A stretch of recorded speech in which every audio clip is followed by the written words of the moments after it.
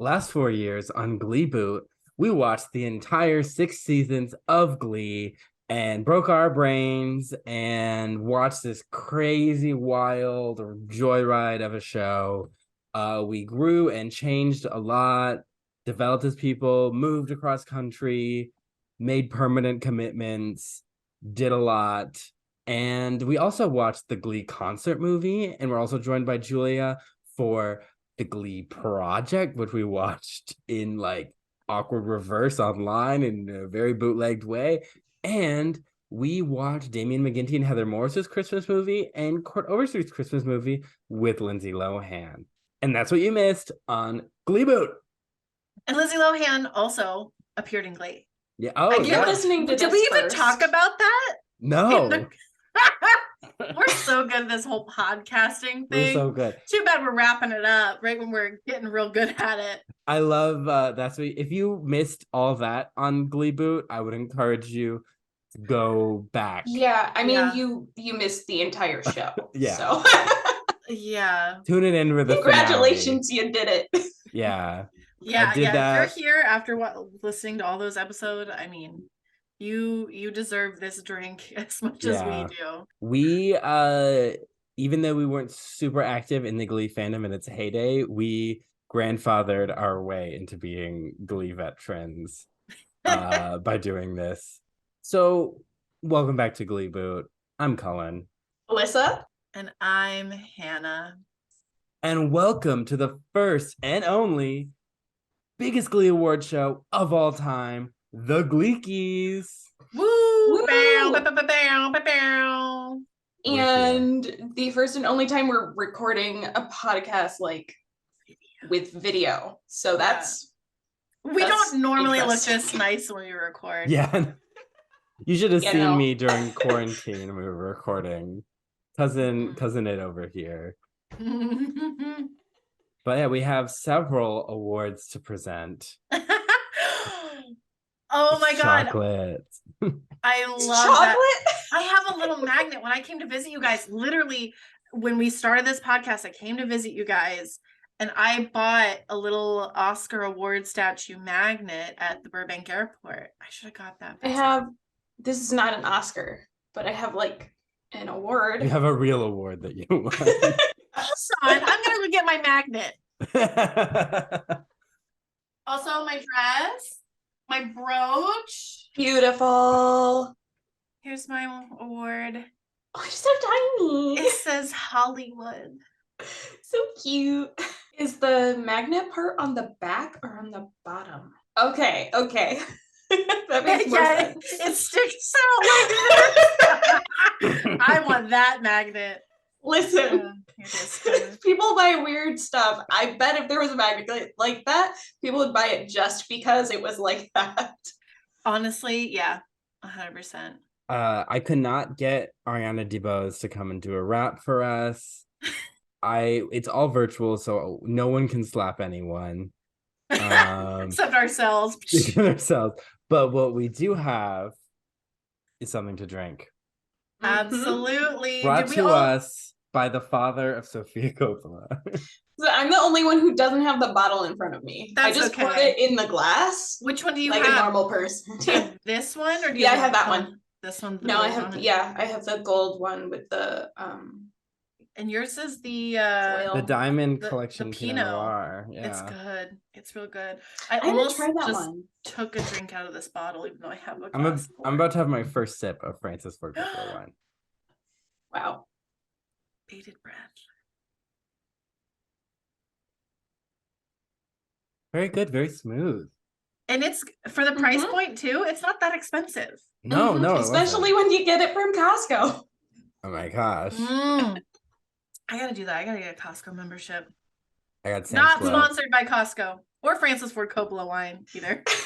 Or anyone. It's too late for. Usually we say, "Hey, reach out," but it's too late to sponsor us now. No, still you reach missed out. It. Who knows? Yeah, we'll just post random sponsored content.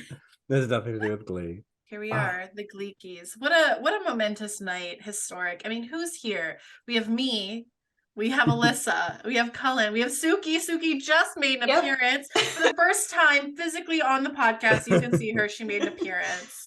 My cat and dog are somewhere. The snake is right here. Amy's always here. Gatita is in the other room with Rafa. I did close the door because she kept trying to eat the fish. Cute. Doesn't your fish tank have a lid on it? Yes, she keeps trying to open it.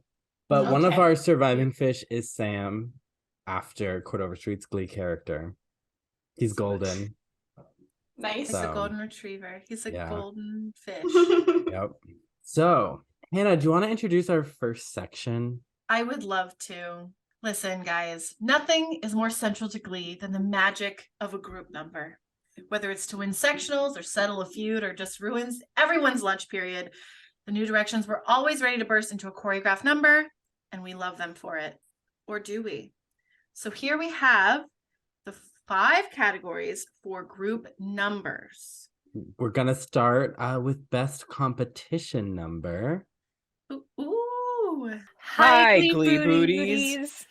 We're Ian and Karina from the podcast Glee Aggressive, and we were on seasons 5 and 6, episode Old Dog, New Tricks, and What the World Needs Now. Here are the nominees for best competition number: Paradise by the Dashboard Lights, Any Way You Want It / Love and Touch and Squeezin', and Boogie Shoes. And the winner is Paradise by the Dashboard Lights. Yay! Yeah! The correct choice. Absolutely. Congratulations, Paradise by the Dashboard Lights. Probably top tier. Top tier. 100%. Truly top tier. Gleeboot, we love you guys. We love your listeners. And if y'all are so inclined to, check out yet another Glee podcast, you can find us at Glee Aggressive wherever you get your podcasts, and at Glee Aggressive on all the social medias. Yay! Yeah! I loved that. That was so good. Thank you, Glee Aggressive. Yes. Such a lovely pod. We've been on them a couple times. Or no, they've been on with us a couple times. We were on a season 4 episode, the makeover episode. Yeah. I missed it. Yeah. Paradise by the Dashboard Light. Again, I could go back and listen and change my opinion, but I'm not gonna. It's a great group performance. Everyone is at their best. I'm gonna be honest, I don't remember I do. any of what I nominated. I also agree with Paradise by the Dashboard Lights, but I don't think that was my nomination. I chose Any Way You Want It, Love and Touch and Squeeze In. Season 1. That is a good I group love number. that album. Like, we don't love the gold dresses. I think we didn't love them. I can't remember. Actually. No, they weren't. They were. They were. We were like, eh. So Yeah, but I love that album. So, but you know what? Yay, Ian, Karina, thank you. Our next category is worst group number. Hi, Gleebooties. I'm Jasmine, and I was on seasons 3, 4, and 5, episodes I'm Unicorn, Britney 2.0, and The End of Twerk. Here are the nominees for worst group number: The Rain in Spain, Afternoon Delight, and Blurred Lines. And the winner is Blurred Lines, of course. Everybody sit down because nobody wanted that, Mr. Shoe. I, for one, was scandalized at the underage kids twerking on each other, at school no less. Yikes. If you want a little bit more of jazz, you can follow me on Instagram and TikTok at JazzyMoco. That's JAZZYMOCO. Thank you for having me, Gleeks. It was a pleasure. Jasmine is truly a Gleeboot icon. Honestly, though, 3 episodes. Wow. Yeah. I would have been appalled if anything other than Blurred Lines had won. But all those are bad choices. So I think we did good on the nominations. Next is best group number. This is a video. Yay! should have brought the bottle because You're I'm gonna already halfway through. Like, Yeah. I should drink more. Hi, Gleebooties. My name's Ann Gary, and I was on Season 2, Episode 11, Sue Sylvester Shuffle, and Season 4, Episode 4, The Breakup. I'm here to present the category Best Group Number, so this is a big one. Everyone get your drinks ready. The nominees are Keep Holding On, Thriller Heads Will Roll, and Somebody to Love. And the winner is Thriller Heads Will Roll. I'd like to thank the Glacademy for having me on today, and I hope everyone supports their local businesses and artists, and that you're having a wonderful 2023. Cheers! Woo! Woo! Amazing. Cheers, Anne. Thank you. The Glee Academy. I love that. Yeah. Thriller Heads Will Roll. I mean, That's an and- iconic mashup. she was on that episode. Yeah. And you know what? I don't remember if I told her yet that Sue finally did shoot someone out of a cannon. I have to go back and check my messages. Yeah. You know, I'm still gonna be listening to Thriller Heads Will Roll every Halloween. Like, It comes It's on so in my good to shuffle. watch too. Like it's a good listen, but it's a great watch. I yeah. agree. Absolutely. I mean, throw that on at the background of like a Halloween party and I will be sitting down watching it. Mm-hmm. Just that part. On loop forever. The On whole loop Halloween forever. party. Yes, I would love that. All right, we have another video coming up for worst mashup. Hi, Gleebooties. I'm Jenny. I was on season 2, episode 10 of Very Glee Christmas. Here are the nominees for the worst mashup.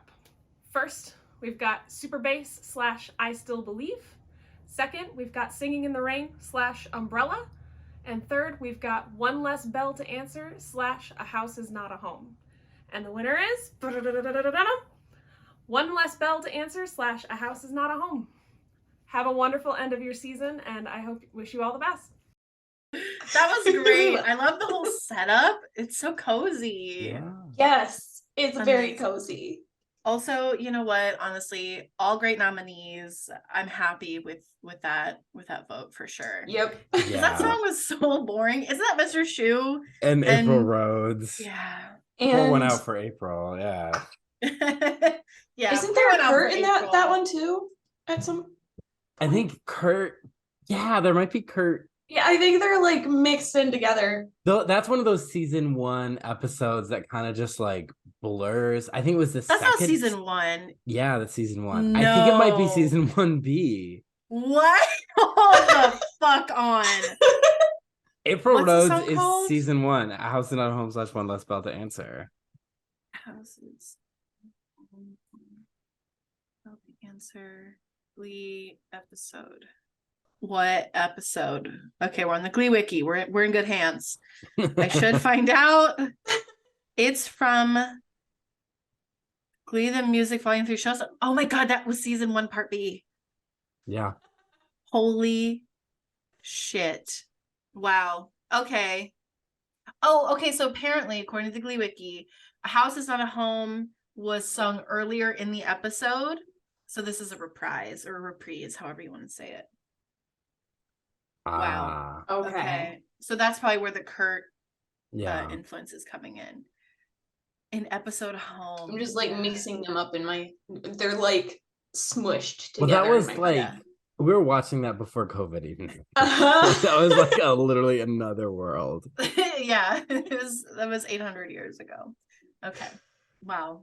Next is our best mashup category. Hi, Gleebooties. I'm Morgan, and I was on season 3, episode 6, Mash Off. Here are the nominees for best mashup: It's My Life and Confessions Part 2, Rumor Has It and Someone Like You, Hit Me With Your Best Shot and One Way or Another. And the winner is Rumor Has It and Someone Like You. Good. Yes, this is my favorite mashup of the entire episode, and really the best mashup in the entire series of Glee. Good choice. Thank goodness. I love it so much. I'm going to go listen right now. Absolutely. Yeah, I Thank you agree with so that. much, Morgan. Yeah, wow. Again, that's another one that I will listen to on loop. It's so good. And we talked about it, that it makes the songs better. Like it's its Yeah. own thing. It just enriches the songs. Love it. Mhm. That is a top tier mashup. In an episode is. that has a few good mashups. Yeah, for Yeah. sure. Yeah. I mean, I'm still always partial to the It's My Life confessions. We know. We know I was the one person who liked the season 1 mashups. Yeah, you loved Walking on Sunshine and Halo. Halo. And I was like, yeah, it's fine. They're all on drugs. God, do you remember when they did drugs in the show? Crazy. Was it only once? Yeah, it was.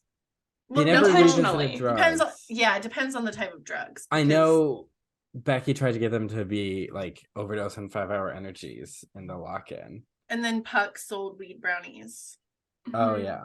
Also season 1, right? Yeah. They all got high on a gas leak, but that was unintentional. Yeah. True. So And complete like negligence from the school. yes, that was A very theme. dangerous. It was a dangerous situation. Theme of the series. School official negligence. Group numbers. Let's move on. Yes. We all know that the Glee world is an insane place alongside mashups about sunshine and angels. Cullen. There are unhinged terrorist level villains who roam the earth singing rock songs aggressively, which I much prefer. We honor these dark forces tonight, hoping that this homage will get them to leave our nightmares where they currently reside. Or just dreams, not nightmares. Just dreams. Sweet dreamer, beautiful nightmare. Mhm. The forces of darkness. Truly. Villains! Let's do it. All right, our first category is best/worst non-Sue villain. Hi, Gleebooties. I'm Emily, and I was on seasons 2, 3, 4, and 5 of the Gleeboot podcast, including episodes such as Silly Love Songs, Michael, Naked, and Opening Night. This has given me a lot of experience in the Glee world, and I am honored to be presenting the nominees for Best Non-Sue Villain. The nominees are Sebastian Smythe, Terry Schuster, and Jesse St. James. And the winner is Terry Schuster. That dumb bitch.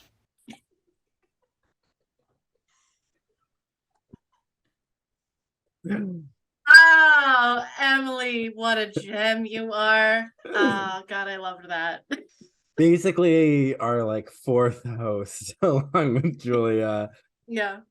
We've dragged her on here for many an episode of Glee. Pour one out for Emily. Yeah. She deserves it. 'Cause I have a feeling this is not the last time we will be hearing from her. Ooh. Man. I mean, I guess Terry is more evil. Jesse. Listen, I don't know if it's the wine or just saying Jesse's name out loud. It's hot in here. Hot Listen, enough to I gave single him his season own Rhapsody. spinoff, so Yeah, exactly. I may be going to see that M. Night Shyamalan movie specifically because he's in it. Yeah, I hear he's hot in it too. Perfect. It's all I okay, need. noted. Because Lyle and I like to go and watch M. Night Shyamalan movies because they're kind of crazy. I was like, I'm just here for Jesse St. James and King George. Yeah. Mhm. And Kristoff.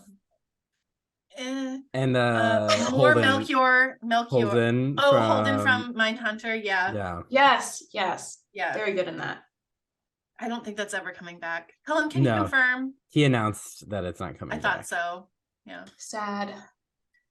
All right, let me. Oh, well. Which is crazy because they left that on a crazy cliffhanger. Maybe in a couple Yeah. years they'll sell it to a different studio and they'll get to reboot it. I don't know. Netflix pick is it up pretty where it much the left off. reboot studio. Yeah. True. Our Or next. maybe they'll do what they did for Sense8 and just do like, we'll do one episode to talk about the BTK killer. Yeah, we'll just wrap I it always up. want to say BLT. No, that's not right. I always Bacon, think lettuce, of tomato killer.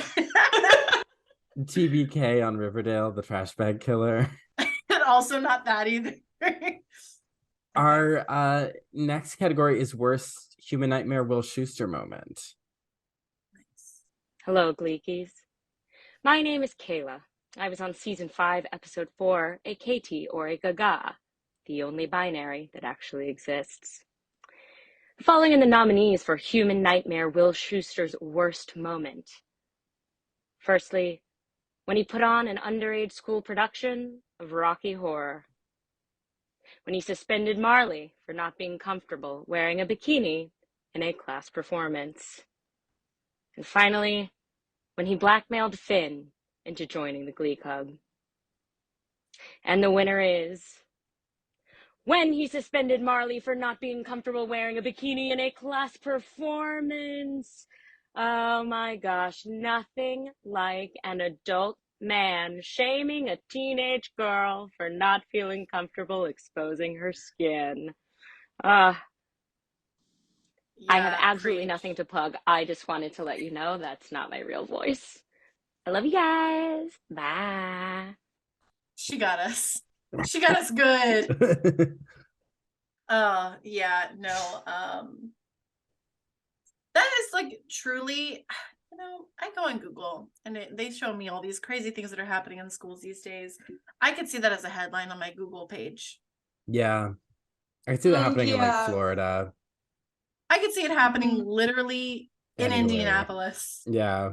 I could see Ron DeSantis doing that to one of his staffers. Yeah. I mean, it's so crazy that Will has so many insane moments, but that clearly is the one that takes the cake. Like, it's literal insanity on all levels. Even in the Glee universe, that's insanity. Yeah. It was it wasn't even like, because you know Rocky Horror, at least like that's in like the text. This was just like a performance for literally no one. Who was like for him. Yeah. It was for him. Yep. For him and Nurse Penny. God, you remember her? Oh, I didn't, and now I do. Thanks for nothing. She could have won most forgettable Glee character. Yeah. All right. Our next nomination is the worst episode of the whole series. Yeah, That's asking a lot. Ooh, And, all right, guys. and this was before our nominations were before we finished season 6. So because we didn't keep have that in mind. Was the one with Myron? Is that the one with that was rough? There's a lot in season 6 that was rough. What up, Gleeks? I'm Brittany, and I was on seasons 2 and 5, episodes Original Song and Tested. Here are the nominees for worst episode of all of Glee. Now, I really hope that all episodes were at least like nominated to get nominated, because they all deserve it in some way, shape, or form. But anyway, here are the finalists. Coming up first, we have Rocky Horror Glee Show, Season 2, Previously Unaired Christmas, Season 5, and Tested, Season 5. And the winner is... Tested! Woo! Tried to emulate clapping noises, audience. It didn't work there. I'm coming down off my ADD meds. Yikes! I honestly don't have a reaction except, yeah, that episode was terrible, and everyone in it was also terrible. And it was just really peak Ryan Murphy, and I don't mean that as a compliment. If I may also just say, Faberry for life. R.I.P. to the greatest ship that never sailed. Okay, bye. Amazing. I'm not gonna lie. Nothing is coming to mind about what that episode is about. That was the one. Just disgust. That was one where Artie was in the STD suit costume. He had chlamydia. Oh, and then they sang the Artie Mercedes Sam were singing, and then that the random girl. He was like, another nominee okay. for most forgettable. Love it. Okay. And then, I think the real kicker was Blaine getting fat, quote unquote. Yeah, fat and insecure about Kurt now being sexy and being like, I liked when you were weak and could protect me. And he was like covered in Cheetos and wow. That, I mean, it was bad. That was bad. I would have been happy with any of those. I know I've always stood by Rocky Horror Glee Show is the worst, but those other nominees. Yeah. I think that the season 5 one was horrible because it wasn't canon, so nothing mattered anyway. And the only thing that sort of mattered was like Kitty's development, but it wasn't canon. No. Yep. And I just, them working at the mall as Yeah. elves, so strange and cringe. Santana being into the man suddenly because he was really hot. And also being very rude to children. Oh yeah. Wow. Chaos. But and tested. bloodshed. Oh, so bad. Our next category is worst time Will Wrapped. That's easy. It was all of them. Next. Hi, Gleebooties. I'm Nick Bennett, and I was a guest for Feud Season 4, Episode 16, and Transitioning Season 6, Episode 7. Here are the nominees for Worst Time Will Wrapped: Gold Digger, Bust a Move, Same Love. And the winner is Same Love, obviously. Please mackle no more, William Schuster. Thanks for having me on. Be cool and respect trans kids. Love. Cheers to that, Nick. To all that. That pun, though. Ooh, that just hit differently. I loved that. Please mackle no more. Yeah. I mean, I wish Macklemore would also mackle no more sometimes. Does he mackle anymore? I don't know. I haven't heard it from it, but Heard from it? like how some artists, it's not like you seek out their music, but society's like, here. Oh, right. Just like Same Love. That's how it happened. I was like, Yeah. I wasn't seeking this out. I didn't ask for it. Mm-hmm. But it happened to me. Or no, when I was whatever age, I thought that I was gay. Because I don't even remember how the song goes. Yeah. And our next category is Best Sue Sylvester Line. Hi, Glee Booties. Oh, geez, I can't believe this is the script they gave me to read. I'm Taylor Zicario of Obscure Obsessions, a pop culture podcast, and I was on Season 4, Episode 1, The New Rachel. Here are the nominees for Best Sue Sylvester Line. Nominee number 1. Your psychosexual derangement would be fascinating if it weren't so terrifying. Nominee number 2. I don't trust a man with curly hair. I can't help but picture birds laying sulfurous eggs in there, and I find it disgusting. Nominee number 3. It's like Madonna once said, I'm tough, I'm ambitious, and I know what I want. If that makes me a bitch, okay. I'm pretty sure she stole that line from one Sue Sylvester. No, really, she stole it from me. I said it first. Palladium, 87. And the winner is, envelope please, the very last line I literally just read about Madonna and that I refuse to read again. I'm supposed to give you my thoughts. I have none because I don't remember this episode at all. But I do want to thank Gleeboot for having me on the show and wish a big congratulations on your series finale to Cullen, Allyssa, and Heather.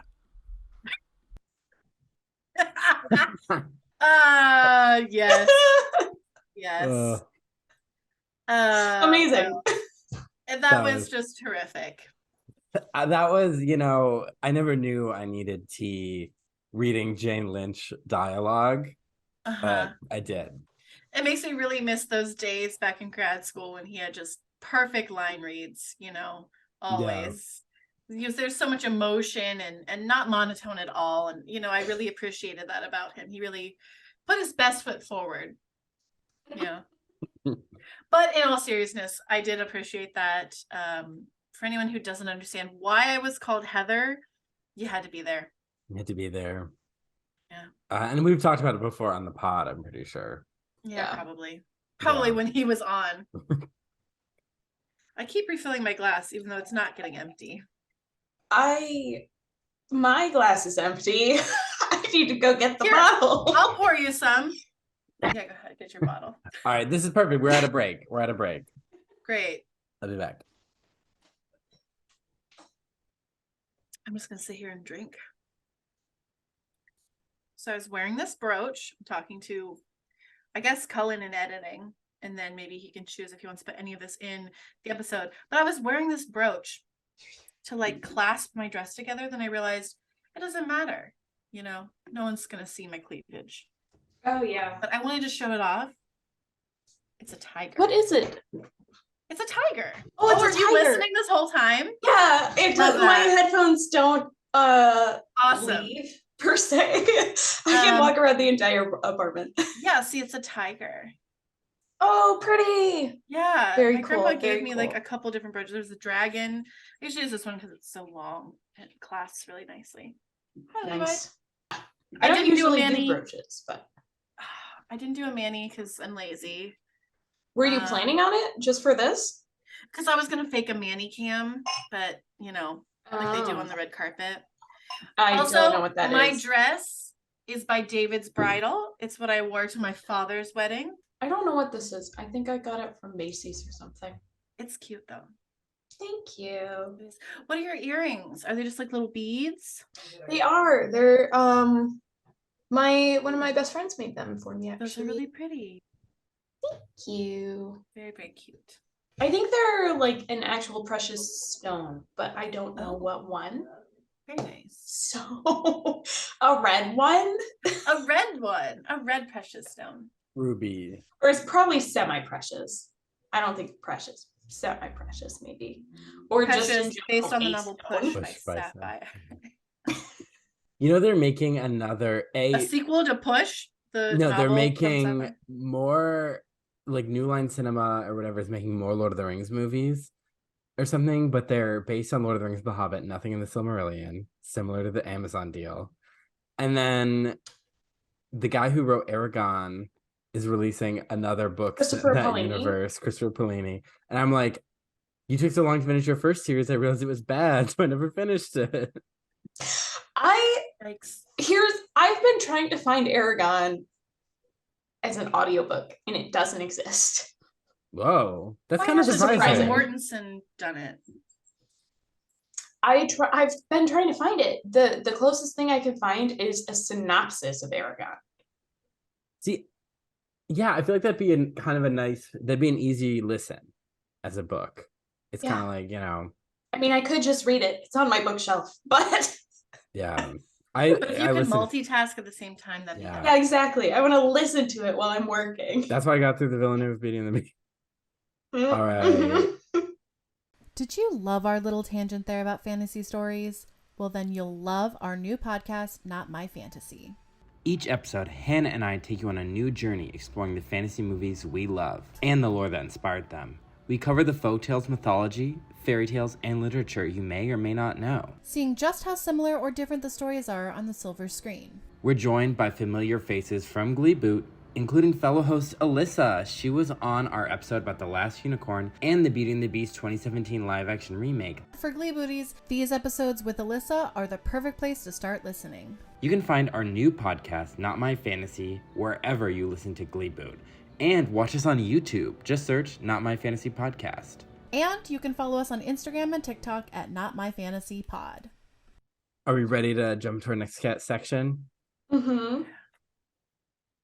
All right. What would Glee, nay, fandom, be without ships? Ships make the world go round. Sometimes they save every animal on Earth from a flood. Other times they hit an iceberg and drown thousands of people. That's how it feels to support a Glee ship. They may or may not get a happy ending, and you may or may not totally hate them by the time they reach their happy ending. Today we honor how foundational Glee was to the dawn of the age of internet shipping, with launching all these ships. Helen of Troy is shaking. That stupid bitch. The words of Emily. So our first category is homage to Glee's most central ship, and it is, when did you get sick of Finchel? Hello, Gleebooties. I'm Kate. I was on seasons 2 and 3 of Glee, episodes Flirt and Pot of Gold, the only 2 episodes of Glee I've ever watched willingly, recording from my classroom in an actual high school. And here are the nominees for when you got sick of Finchel, or if you're me, sick from them immediately. when they got engaged in high school, when they broke up right after getting together after sectionals, and when Rachel and Finn lied to each other about whether or not they had sex. And the winner is, pause for dramatic effect, when Rachel and Finn lied to each other about whether or not they had sex. Yeah. Basically, none of this makes sense. If you work with actual children, don't be like Mr. Shu. All right. Finchel. Not a great moment in their relationship, I have to say. No, and I mean, we all know I stuck with them. I think I nominated the engagement because I think that's when I start to be like, come on, guys. I couldn't have done anything more interesting with them. Yeah, I never liked I want to say that I wanted to, but I don't think I wanted to either. It's interesting because I liked the idea of them when they were still like pining for each other and weren't together. That's peak Finchel for me. Honestly, when they get together, it's toxic. Yeah, that's valid. 100%. Yeah. Like the idea of them is really like what keeps the ship going. But once they get together, you're like, the ship is definitely has hit an iceberg. It's definitely Titanic. I think with them, it's like if they had grown a lot more as people, it could have worked. But Glee was committed to none of these characters ever growing. Until the very last season when it was too late. Yeah. What a commitment to make. Yeah. So yeah, that's why that happened. All right. Our next is which girlfriend did Artie treat the worst? All of them. Hey, Gleebooties! I'm Natalie, and I was on Season 5, Episode 1, Love, Love, Love. Here are the nominees for Girlfriend Artie Treated the Worst. Tina Cohen Chang, Kitty Wilde, and Brittany Pierce. And the winner is... Tina Cohen Chang! Obviously! Thank you! I mean, the show treated her like garbage, and Artie was one of their vehicles through which they did that. She was with him the longest on the span of the show, right? I mean, they ended up together. They did end up together. Yeah. They were endgame. I mean, Kitty, it was pretty bad because he had like the breakup text drafted, and then and then we have no idea what happened with them. They may have been flirting in season 6, but then he ended up with Tina. Remember when they took over the classroom to have lunch? Yep, I remember that. Those kids are never going to be able to use the spaces that are meant for them because all the fucking alumni come back. I'm like, are there no Paneras in Lima, Ohio? Right. Panera is the perfect place to have that conversation, that scene. Yeah. There are no Paneras. There are probably only Paneras. Paneras and breadsticks.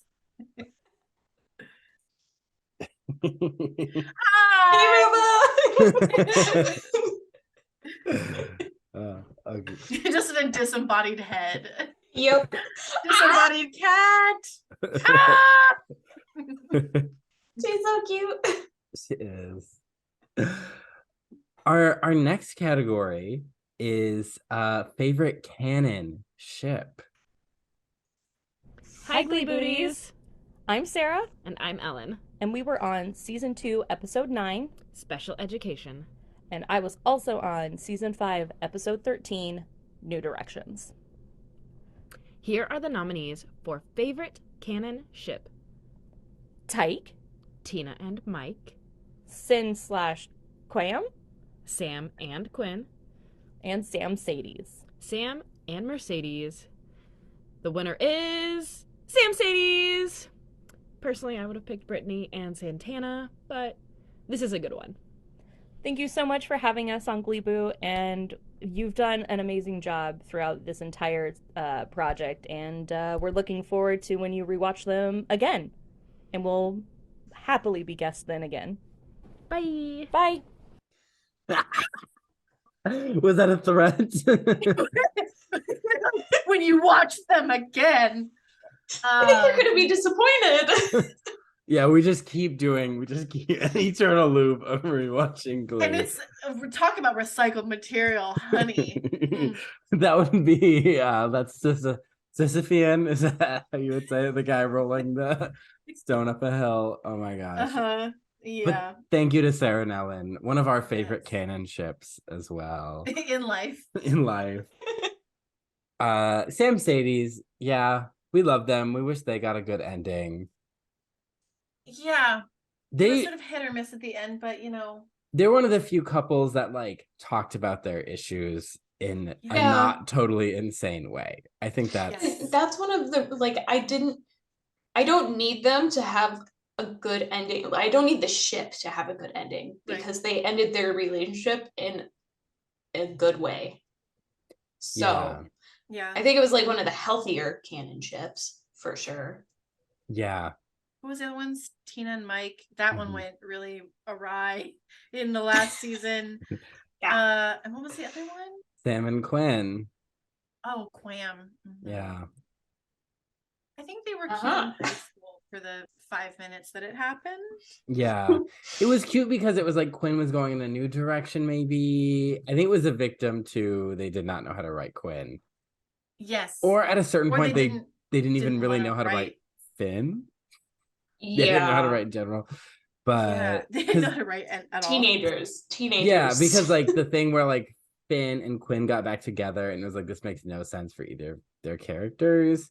It only makes sense because we want like Rachel to pine. But like yeah.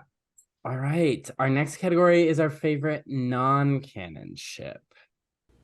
Hi, Gleebooties. I'm Aaron, and I was on Season 4, Episode 17, Guilty Pleasures. Here are the nominees for favorite non-canon ship / friendship with chemistry. Blam, Sam and Blaine. Quinn Sadies, Quinn and Mercedes. Fawberry, Quinn and Rachel. And the winner is Blam, Sam and Blaine. Yeah.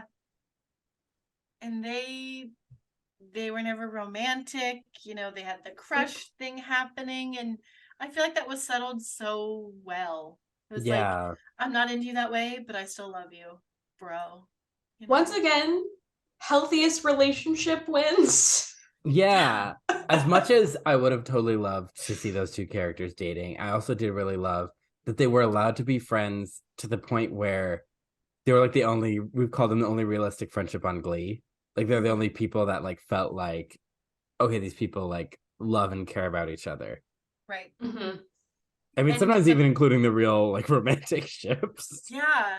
And honestly, like Sam was never like weirded out by, the whole crush thing. He was very much like, I'm not into you like that, but I still want to be friends and like, let's make this work. And it was like, I think that's like the ideal situation. And I just want to root for that always. Yeah.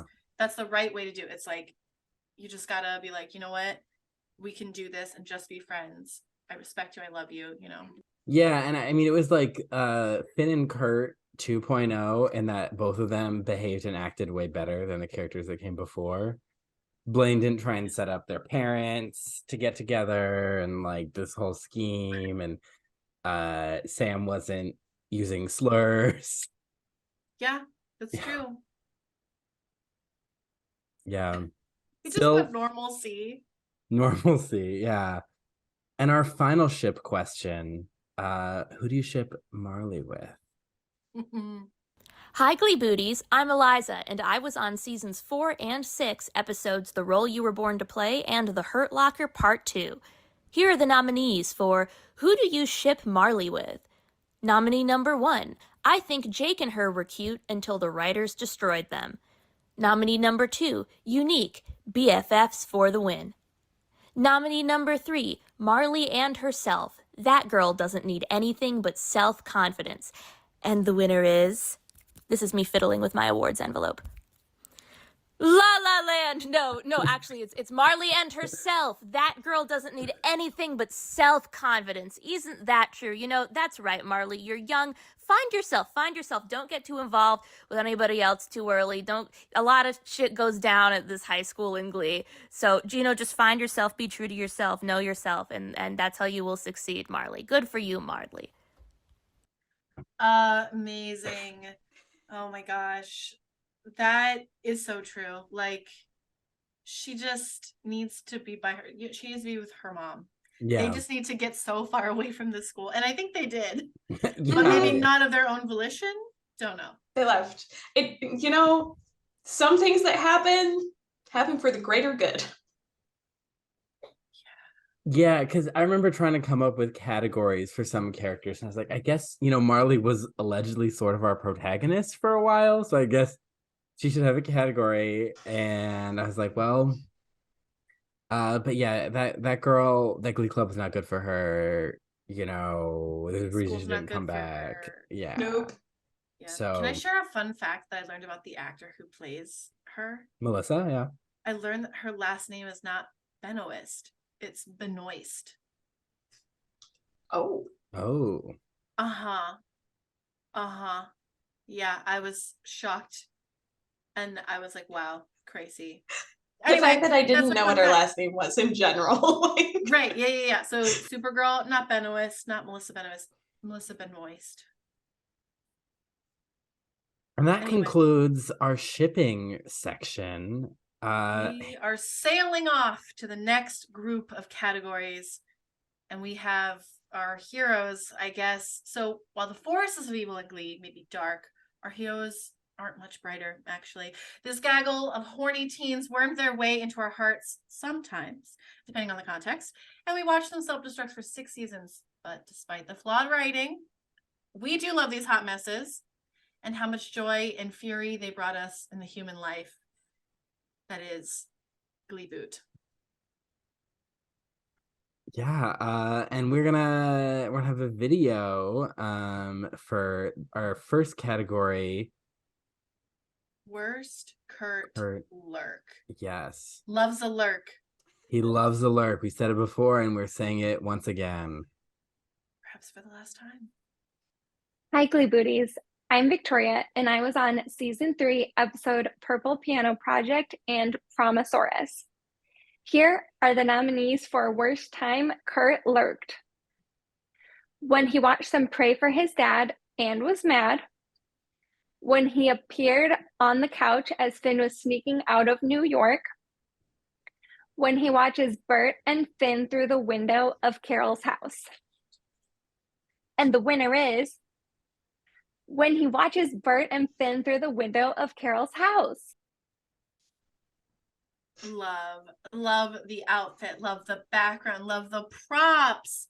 Also, love the results. All those are great lurks. And that's definitely one of the best ones. Because that was like Bert and Finn bonding, right? And he was just like because there's no reason for him. At least and I think they would have seen him, right? In the sliding glass door on the TV.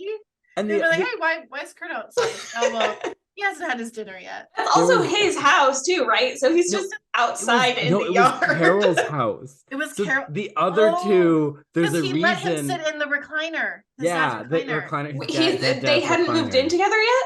They had not. Oh, so the other that's place, worse. The other places, there's like a reason Kurt was physically there. This one, this was before iPhones were prevalent, so he map quested how to get to Carol's house. He walked there and he stood and watched. I think that's when the Kurt lurking thing was born, because this was an insane moment. Crazy. Wow. Our next category. Best Mercedes solo. So we all know that Amber Riley slayed her performances every single time and was extremely underrated. But let's talk about the time she brought the house down with the Best Mercedes solo. Here are the nominees. I Will Always Love You, Bust the Windows Through Your Car, as Cullen misnames it. Is it actually Bust the Windows Out Your Car? What is it? Okay, Out Your Car. And Hate on Me. I have the results right here. Oh, I can't believe we mailed these to each other. And the winner is oh boy. Bust your windows, not your car. Woo! Amazing. I have think that one only won because I made fun of Cullen in my nomination. Sorry about that. Because I mean, I'm gonna But it was say me that messed it up, was it not? no, but Hannah made fun of. Oh, I messed it up. The song. I messed up the song. Yeah. Yes. Yeah. I think because I nominated "I Will Always Love You," which I think is an iconic. Both of the other nominees are legitimately very good. I Will And Always was Love like, You is definitely iconic. I can't let this go. This is the final episode, baby. I didn't expect this result. Thank you so much. I'm so honored to accept this on behalf of Amber Riley and Jasmine Sullivan, I believe, is the artist who sings the original song. Thank you so much to the Glacademy, and the Gleekies, and the Gleebooties who voted. Thank you. We love a bit here. Oh, we do. Our next nominee is Best Santana Line. You know, one thing about podcasting is I learned so much about the features of Zoom. Hi, Gleebooties. It's Bea from the podcast Glee on the Rocks. I was a guest on seasons 5 and 6, episodes 100 and The Rise and Fall of Sue Sylvester. I'm beyond honored to present the nominees for Best Santana Line. Rest in peace, Naya Rivera. Nominee 1. Holy crap. I'm a closet lesbian and a judgmental bitch, which means one thing. I have awesome gaydar. Nominee 2. The only straight I am is straight up bitch. And nominee 3. When I get really pissed off, Santana gets taken over by my other evil personality. I call her Snicks. Her wrath of words is called Snicks Juice. I'm kind of like the Incredible Hulk. You can't blame me for anything Snicks does. And the winner is... The only straight I am is straight up bitch. What an iconic line from an iconic, groundbreaking Latina lesbian character. Congratulations to my Gleeboot friends on this amazing accomplishment and finishing all 6 seasons of this wonderful show. And if you still want your weekly dose of Glee dissection, you can download Glee on the Rocks wherever you listen to podcasts. A 10 out of 10 podcast and a 10 out of 10 nomination presentation.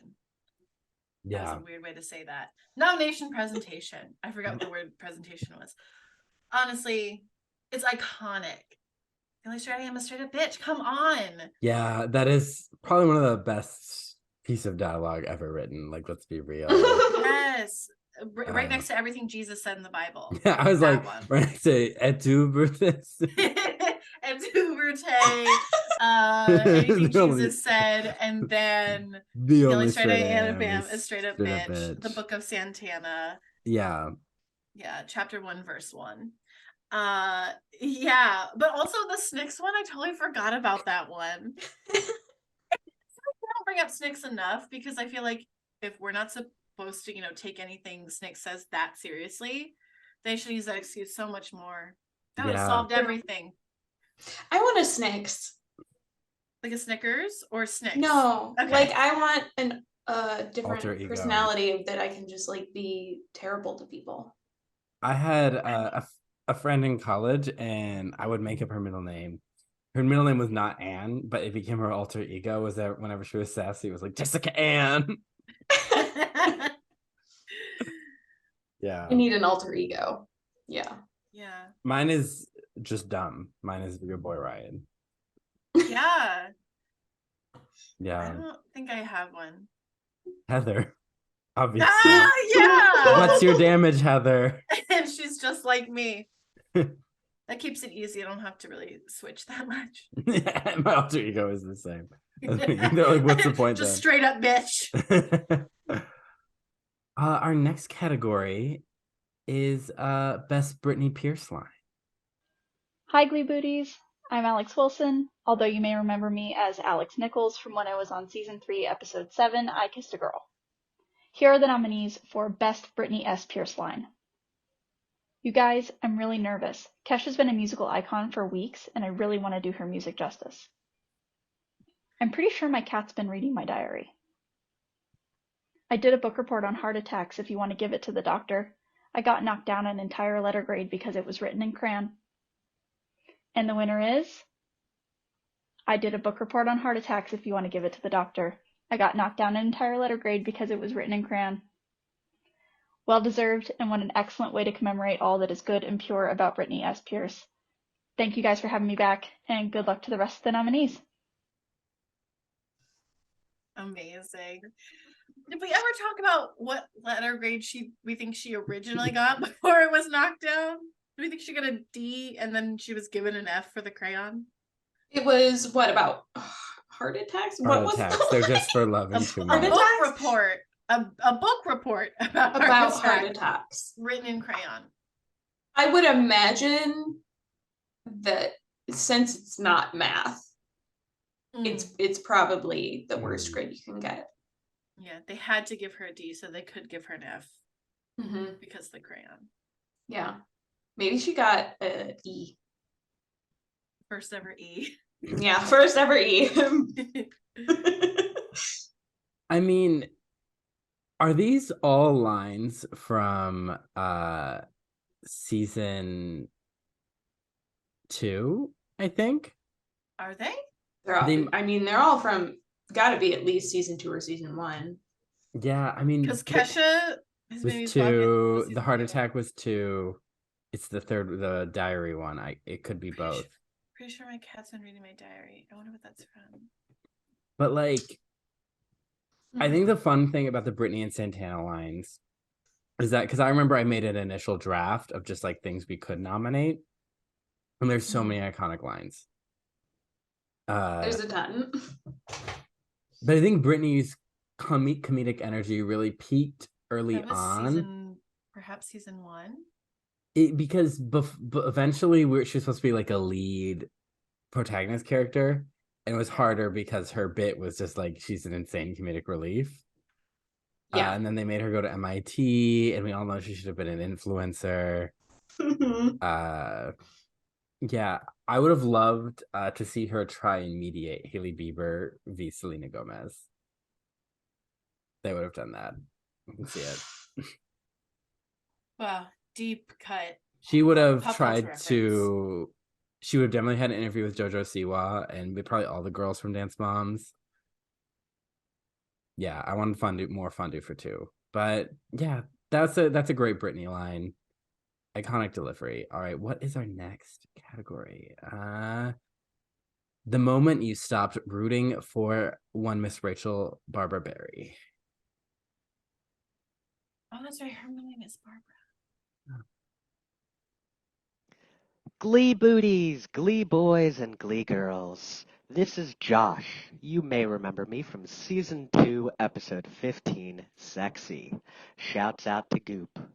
Now, without further ado, here are the nominees for the moment you stopped rooting for Rachel Berry. Number 1, when Rachel sent Sunshine to a non-active crack house.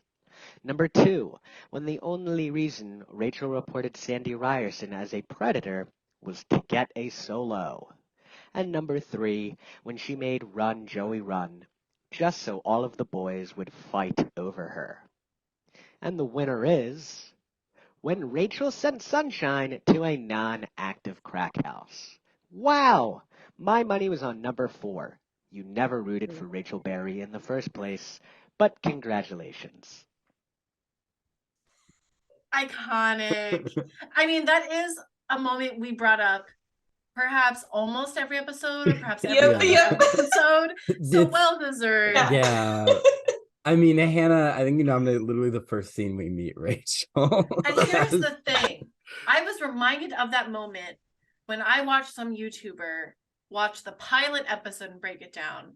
And while this person went on to say that they think that Sue Sylvester is probably the best, most funniest person in the show throughout the entire series, because they hadn't gotten past like season 2. I was like, well, that's why.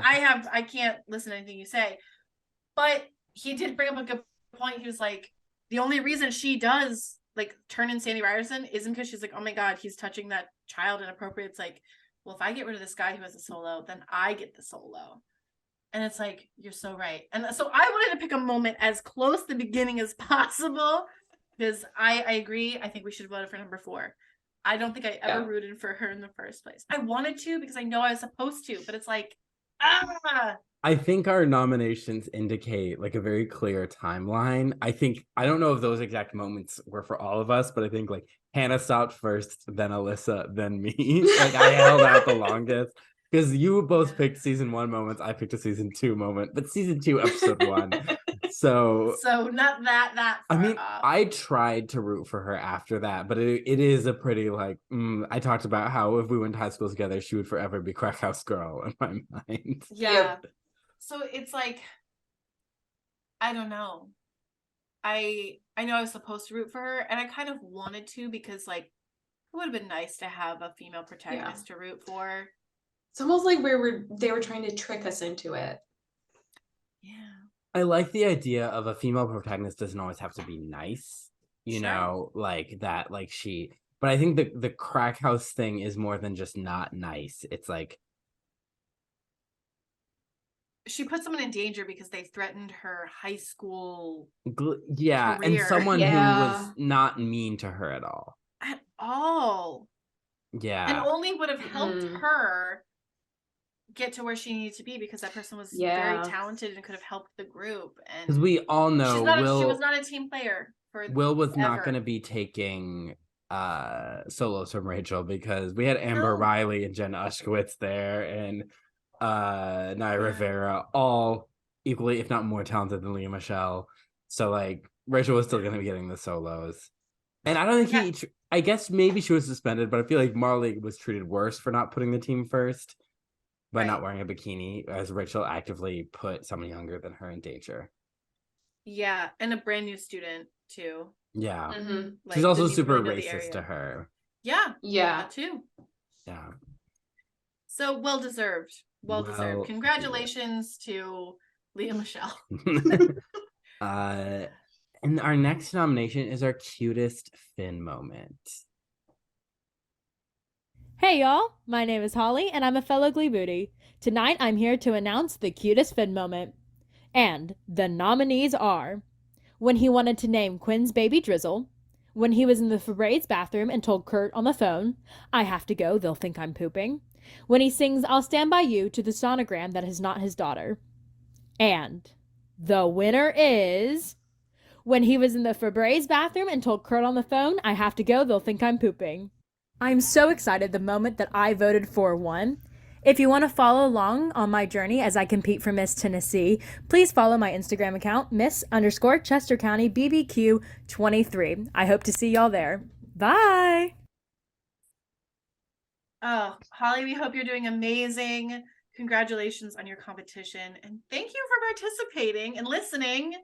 I remember seeing you. You're one of the first people that ever messaged us on Instagram. I was like, guys, you have a legit fan. This is awesome. So amazing. She's so sweet. And if Tennessee needs anything right now, it's an LGBT friendly beauty queen. Absolutely. So we support Holly. And thank you so much for your support over all these years. I remember she sent me a very sweet message when I got married. And I was like, oh my gosh. Oh, yeah. Love. So we just love it. Thank you so much. And honestly, all 3 of those moments, so good. All related to the same very pivotal point in that man's life. Yeah, but he like thought it's he was a literally dad. 2 or 3 episodes apart.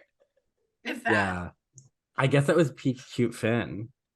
Because he did start to sour. And, you know, we know I probably liked Finn more the most because I related to him the most. But, like, I think the toxic masculinity went on a little too long. And, like, it felt like their writers were holding on to it. Like, the character would have probably grown out of it, but the writers felt felt like they needed to hold on to it and not challenge it at all. Yeah. You know? Because, like, I remember as late as season 3, he's like, people are going to think it's weird if you synchronize swimming, Sam. And it's like, Finn, you dress as Lady Gaga at this school. Yeah, red rubber. Yeah, Let's not like... forget. Yeah. I made a Pokemon Inconsistencies. So, I mean... Yeah, we're having the city of Glee. We're the real fools here. We're the people who never learned. That we are the definition of insanity. Yeah.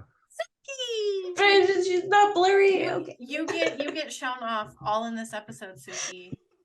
Yeah, she keeps walking back and forth. our listeners finally get to see her other than that one post where we said she looked furt. Yeah, and they're like, who is that? All right, our next section. This show kind of started off the rails and derailed to new levels of off the rails several times. The more unhinged, the better, and for better or for worse, this show never jumped the shark because it was already in Atlantis under the sea. Wild and insane, this show's commitment to its bizarre reality is a huge part of its charm and why we were able to make a podcast and have things to say about it for so long. Gosh, well, I mean, saying that it was off the rails and that it derailed too soon. So many trains derailing in this country. Can we please get some infrastructure?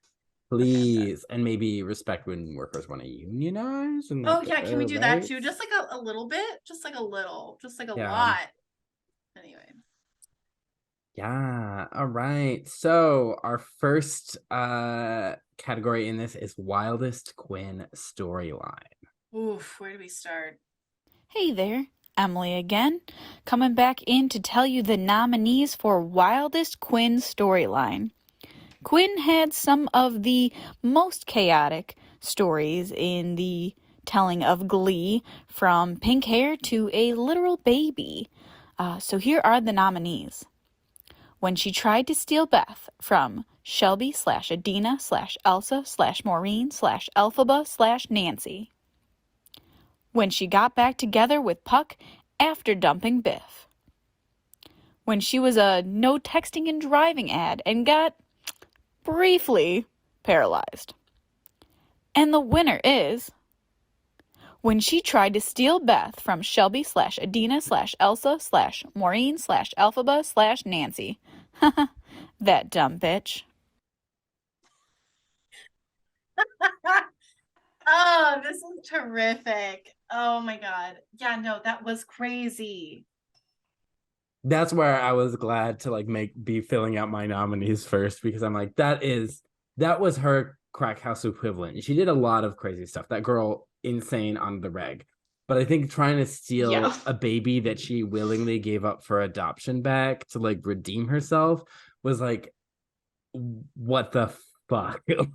That's, I mean, honestly, that's 100% insane. Stealing children is insane. Yeah. All there she are got fables about it and shit. Yeah, she's Mother Gothel. But also, if you think about the lengths she wanted, I wanted to do all the slashes, but I can't remember them all. But she wanted Shelby to trust her and let her babysit and be in the baby's life. And then she tried to get Puck into it. And it was this whole thing. She wanted to get Shelby arrested and child services. They were gonna give the baby back to you, Quinn. She was putting books about child sacrifice. It's comical. That's comical. But not good comical like that. It's right. Yeah, I'm trying to think of what I was it's there's no going back to that. At the end, what she got from that was Rachel being hey, maybe rethink your life. And Puck was I think confessed to it and then hooked up with Shelby. And Quinn was yo, I'm sorry. And Shelby was maybe it wasn't a good idea to come here. Or, no, the trouble tone's lost, and that's why Shelby left. It's just that Quinn should have gotten real therapy. Yeah. I mean, a lot of these characters should, but I think that was the most this girl has been through a lot. Yes. She was pregnant, her father abandoned her, Kicked her out of house. And then her mom came back later, but also only because her dad was cheating. She just smelled of smoked meats. It was a lot. Tribute to Judy Fabre, our favorite meat curer. You know what? I'm going to give a little award to Judy Fabre for best smoked meats in Glee. But yeah, girl need help. Girl need help. Girl need help. Need pour help. some more wine. Need help. Need help. Mm-hmm. What glass is that? What glass is that? I haven't finished one completely. You've been I have somehow never-ending wine. I don't know. It just I'm on glass one. Get all the way down to the bottom, and then you fill it back up, so you know. This is my first glass. It's when you go get mimosas at a brunch place and they keep topping you off, and you're I have no idea how much I drank. You've never reached the bottom. Yeah. Yeah. They're too. Who tops off mimosas? Is there like an all-you-can-drink mimosas? There was a brunch Oh, that's place. brunch. That's brunch. I went there for an anniversary I've of my never been to a brunch with a ex-girlfriend at the ice rink in Detroit in the center. Jealous. And she drove home even though I drove there because they kept topping off my thing and I was like, I didn't intend to drink this much. I don't think. Do they do that in LA? I feel like they charge you for every single drop. I haven't been to brunch like a couple times in LA. Yeah, and Usually then if they charge you per drink. Yeah, usually if I'm going to, there are places that do it, that do bottomless mimosas. I just don't go to brunch that much. If I do, it's like I go to Starbucks or Panera, and it's like because I'm writing. I'm not into like the let's socialize at brunch because. Not into socializing. Yeah, I'm into social. It's just I don't want to organize for the morning and have to wake up at a certain time. That's true because, like, brunch should start at 11:30, like maximum. Like, oh, I don't know if I believe in that, but I'm more of a morning person, so yeah. Not. But if you get there at like 10, then you could stay until 12, and you have a full 4 hours of Yeah, socializing. but you better tip that. I'm sorry. What was that? That's not 4 hours. That's 2 hours. That's 4.5 hours. 11, 12. Shit. 2 hours. 10 to 11, 11 to 12. Dude, we've never said we were a math podcast. Let's be real. If we would have failed. The only math podcast I could do would be about the show Cyber Chase, which is still on the air. At least I can count my wine glasses. You know what? That's fair. That's fair. This is me drinking in denial. Yeah, I mean, we've been building to this moment for 4 years. Can we also talk about Just how to see me laugh, cry? This is great. Our tagline was the show where we get drunk. When was the last time we got drunk on air? I drank a whole bottle of wine on air one time, like a couple. I don't know. Yeah, we got. I think each one of us maybe had a drunk app in season 6, maybe. I don't know because We did. Alyssa was working a lot. Every once in a while, we'd have one person get drunk. But I was talking about this with Rafa today. I was like, we started saying that because we. How many glasses of wine has Cullen had? We don't know. He can't count his wine glasses. But I was saying we said, we need to get drunk because we thought like we needed to get drunk to be funny because that's what we did when me and Hannah watched Smash. And then of course nobody listened to. It was just us. It was just us. And then it was like we're actually just funny without alcohol.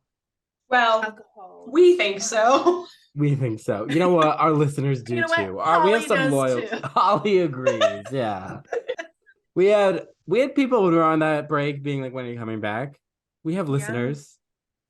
People probably chomping at the bit. Biting at the chomp is what I almost said. Chomping at the bit. 100% all drunk tonight. For this Gleebooties. Gleekies. Fuck. You know what? Everyone's probably drunk at the Academy Awards too.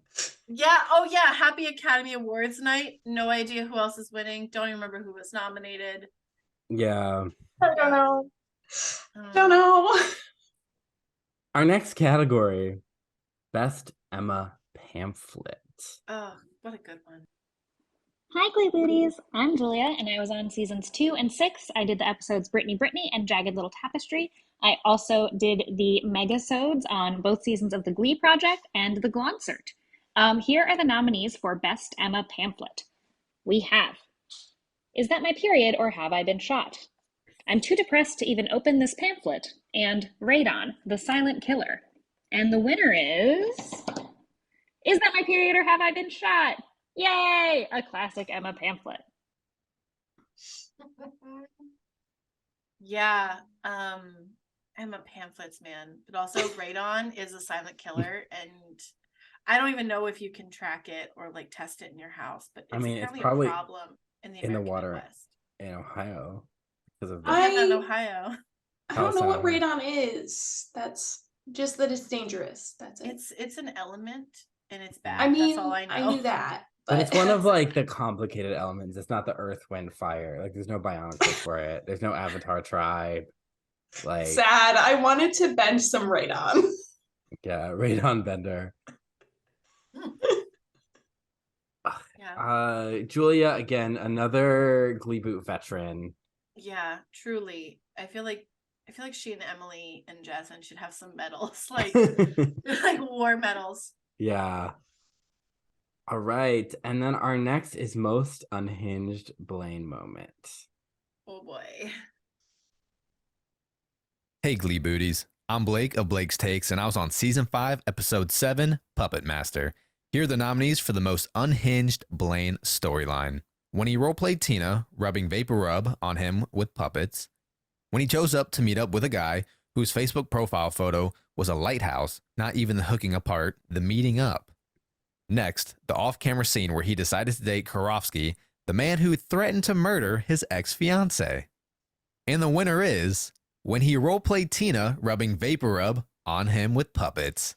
I'd say that's a very fitting winner for the most unhinged Blaine storylines. Again, shout out to the Gleeboot podcast for having me on their episode. Had a great time with them. And again, if you haven't already, make sure to give us a follow at Blake's Takes as well, where we talk about all kinds of movies and TV shows. We'll be having a lot to talk about this coming award season. Oh yeah. Oscars happening right now. I'm sure they're going to put out some great content. Thank you, Blake, so much for being on. Thank you for sharing your amazing radio voice. It's such a good amazing voice. Sound quality. He should be Watch Mojo. Yeah. Literally. But like the best version. Yeah, he's better Like, than that's- Watch Mojo. Yeah. Absolutely. But Although if- I will fuck up some Watch Mojo literally right after this. While I was playing Skyrim and I was like, I'm not going to watch that. So I'm probably going to sit there with my phone, the rest of my bottle of wine, and watch Mojo, Ms. Mojo.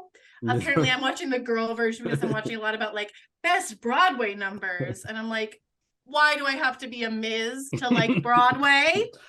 Anyway, thank you, Blake. Also, Yeah. what a great nominees. Great and nominees. Fantastic. All roles. of them. All of them are great. Blaine did some crazy stuff because we didn't even get Birds on there.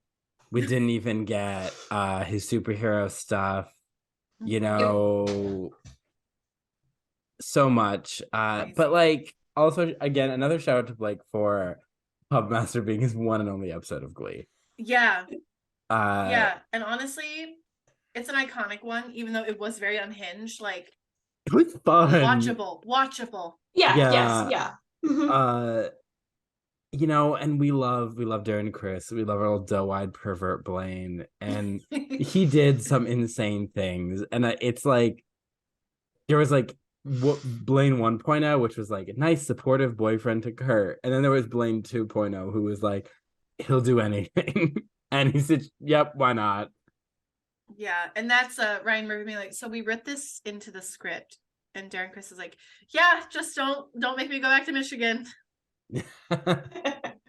Yeah, I will do whatever in neon colored pants. Absolutely. And our next is Tina Time. Tina Time. And I know. I mean, I'm gonna say that in regular conversation. Hi, Gleebooties. I'm Yadira, and I was on Season 3, Episode 10, Yes, No.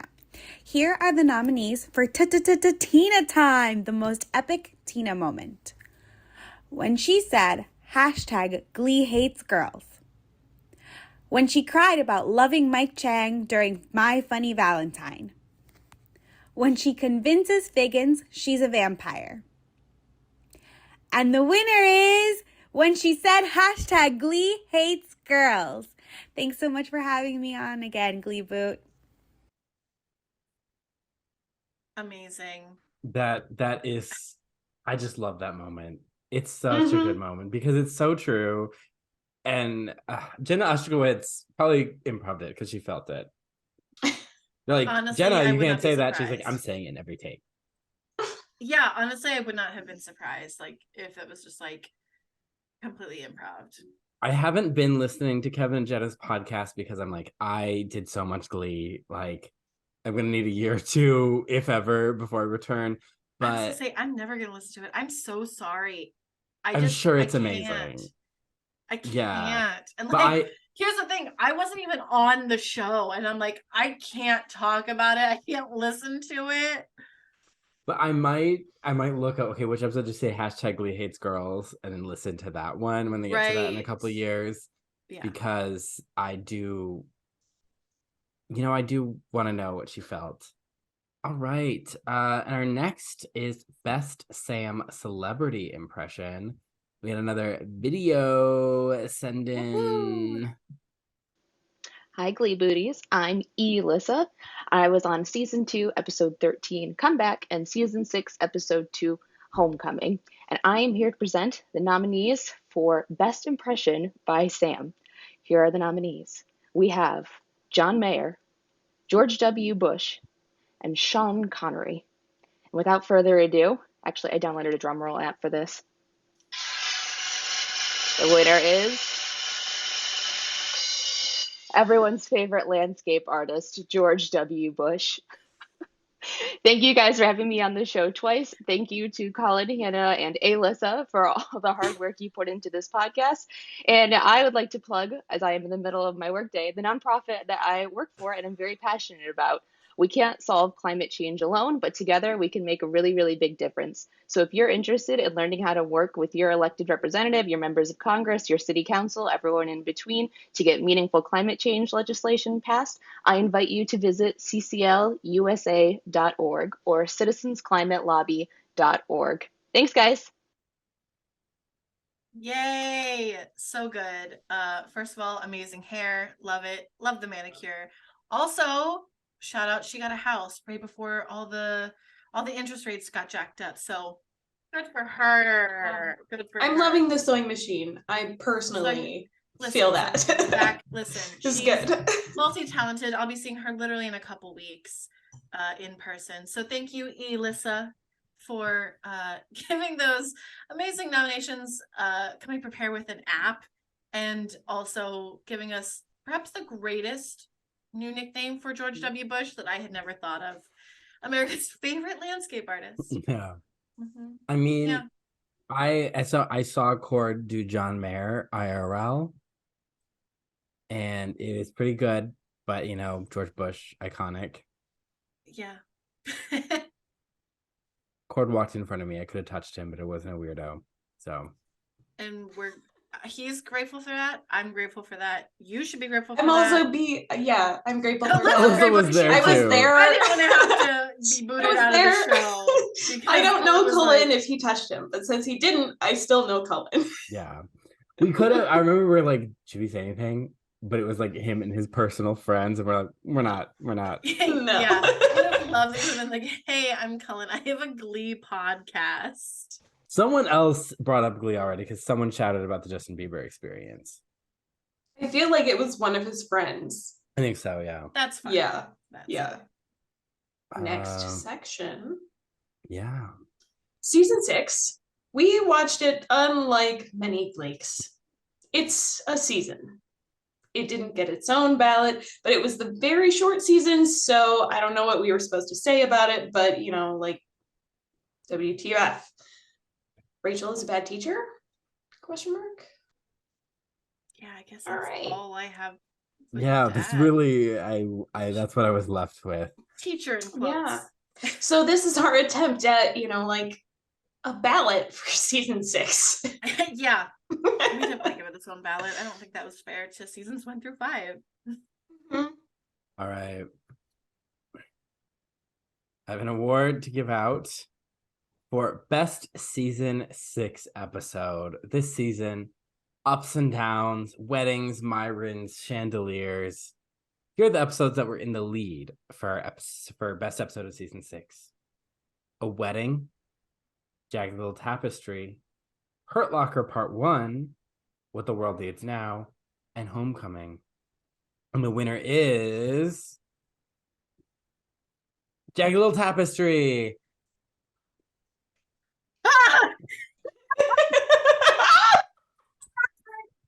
I ate the chocolate head of the award. I thought it was a foil wrapping. No, it's just all Colin chocolate. pulls the foil out of his mouth. No, it's just chocolate. So it's like a gold covered chocolate, No. or is it is it solid gold? Not solid gold, but is the whole color gold? Where did you just get the that? outside is gold. Okay. We're having a viewing party at work. Okay. Right now I thought it was probably work. Yeah. Makes sense. Wow, that was Wonderful. I Do thought you of have it in the another one of moment. those? Nope. So you're gonna just give like part of a torso if you have to give another Yeah. award. Yeah. Love that so much.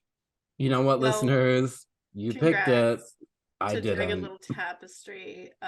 Don't remember it, except I don't You remember don't not liking the music. Yeah, I didn't like the music. I was And then people got offended. mad What was at that us. even about? I don't know. It was when Brittany and Santana got engaged and Kurt tried to ruin it, and Brittany made some really fatphobic comments about Blaine and Krosky dating. Oh yeah, that won the best episode. You know what? People love Britannia. And I don't blame them for Okay. that, But I a will blame them wedding? for picking this. I know. Wasn't Jennifer The Coolidge wedding, in the a wedding? Oh, I guess she was in Jagged Little Tapestry too. Yeah, was she? These gays, they're trying to murder me. I think of that all the time. I haven't even watched White SAG Lotus. Award winner, Critics' Choice Award winner, Jennifer Golden Coolidge. Globe winner, Jennifer Coolidge. Amazing. I think she was also in the movie Igor. Yeah, sure. I was going specifically for what she was really winning for lately. Yeah. Yeah. But I do know she wants to play a dolphin in a movie, and I work at an animation studio. I'm like, why are we not developing a dolphin movie for Jennifer Coolidge? Specifically right a now? dolphin movie just around her. Yeah. Yeah. Eliza, friend of the pod, pitched a great one, and I was like, I'm excited for the pop song that plays in those credits. I'm excited for this movie. Listen, I don't trust dolphins.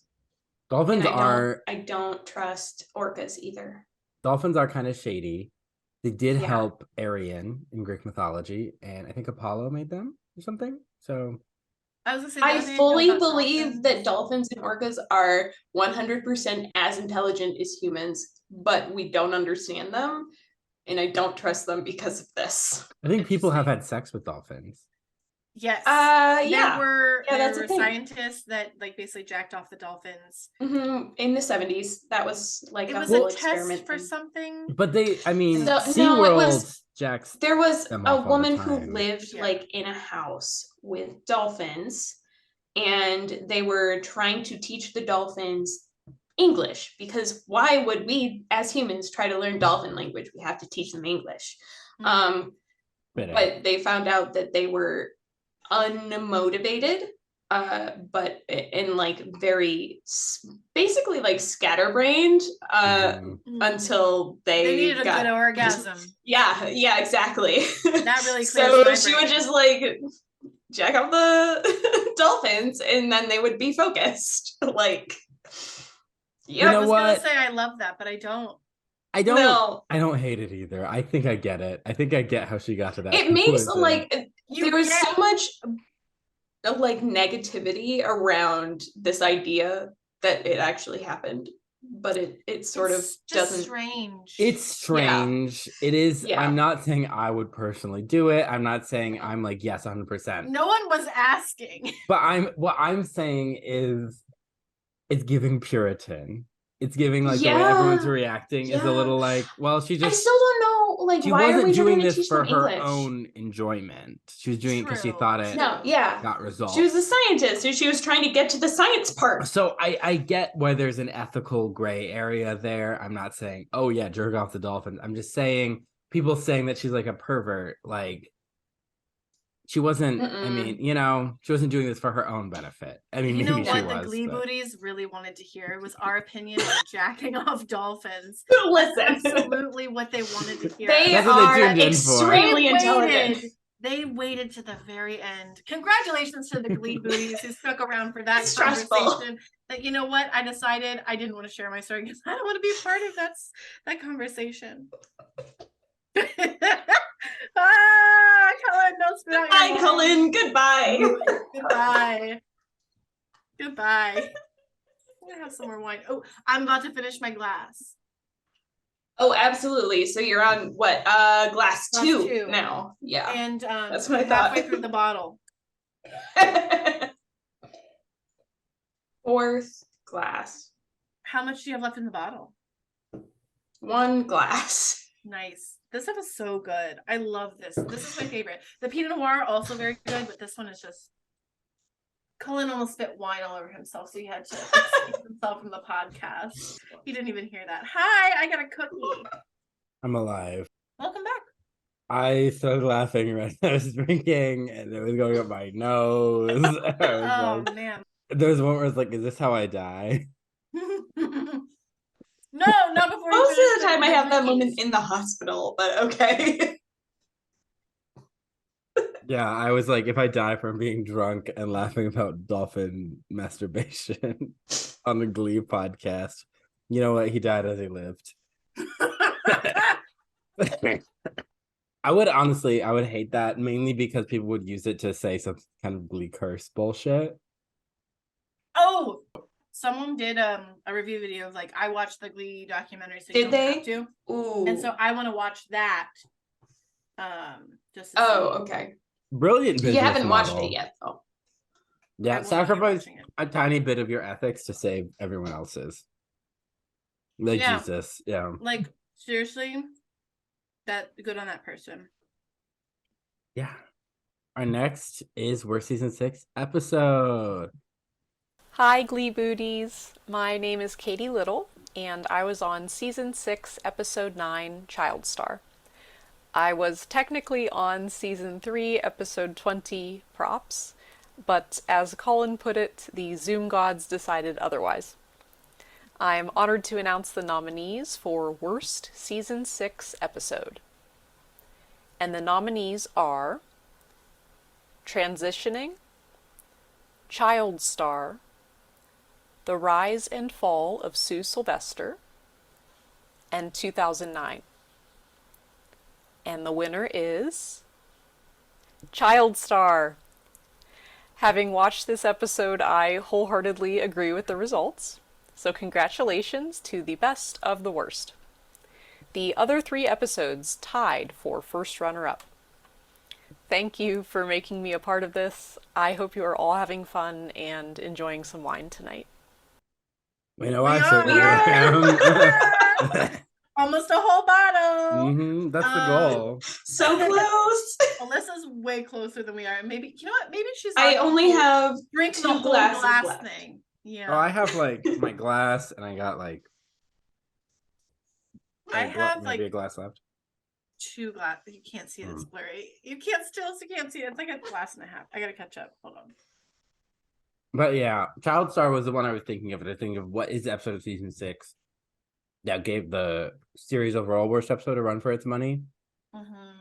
Child Star. That was bad. That was with So bad. Myron. That was with the weight loss stuff with Roderick. It was awful.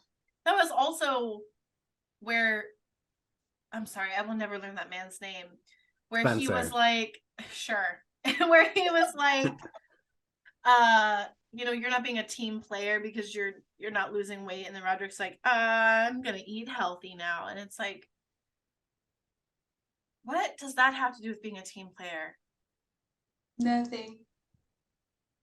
I have a whole TikTok about that. Not that about that specifically, but about how people now attribute health as like a moral thing. When I was like, and they associate it with traditional values, and I'm like, I reference like Buddhism and Christianity and Greek mythology, and I'm like, where is that listed in any of those? So well, now we're going to characters. So best season 6 newbie. These characters were certainly existed in the Glee universe, and we watched them on our screens. They got approximately 1.5 episodes of development, sort of, including in the episode we just kind of touched on, Child Star. And what we saw was like, no thanks. But they did set up for a wedding. So, for complete strangers, by the way. So I guess that's kind of nice of them. All these little children who somehow got permission from their parents, or maybe didn't ask for permission from their parents. Anyway, here are the nominees for Best Season 6 Newbie. Jane Hayward, Madison McCarthy, Roderick Meeks. Learning their last names for the first time. And the winner is, thank you for the envelope. I didn't practice this part. And the winner is Jane Hayward, of course. Of course it's Jane. I did not realize that Madison's last name is McCarthy. I think when you that's nominated, the only one. When you nominated Madison, I don't think you even said Madison. I think you said a different name, like Melissa or Madeline. I think so because I was like, I refuse to learn her name. Honestly, I think that's the only last name I knew. I didn't know anybody else. Because maybe did we make a because it's an McCarthyism alliteration. joke? Yeah. I've been listening to McCarthy as a joke. Yeah. Honestly though, like Madison is. Why did she get nominated for Best Season 6 Newbie? What did You she do? I don't nominated remember her. Why did I nominate her? Because I think That was Roger more and interesting, Jane to were be honest. Taken, and I was like, I guess the girl twin. Yeah. I don't know. I mean, I thought the truly, guy was better. The twin. Here you go, Jane. This is your Yeah. consolation prize. you deserve it. You had to put A up magnet. with racism. Yeah, yeah. you can hang up a picture, your grocery list, anything on your fridge with this little magnet. You can find it at the Burbank Airport. That's So where you probably got LAX. it. Yeah. I got the Burbank Airport literally when I came to see you guys. I was going to get like an actual like California one, and I was like, I like this because I'll never get an award. So Maybe a word for Best Glee podcast.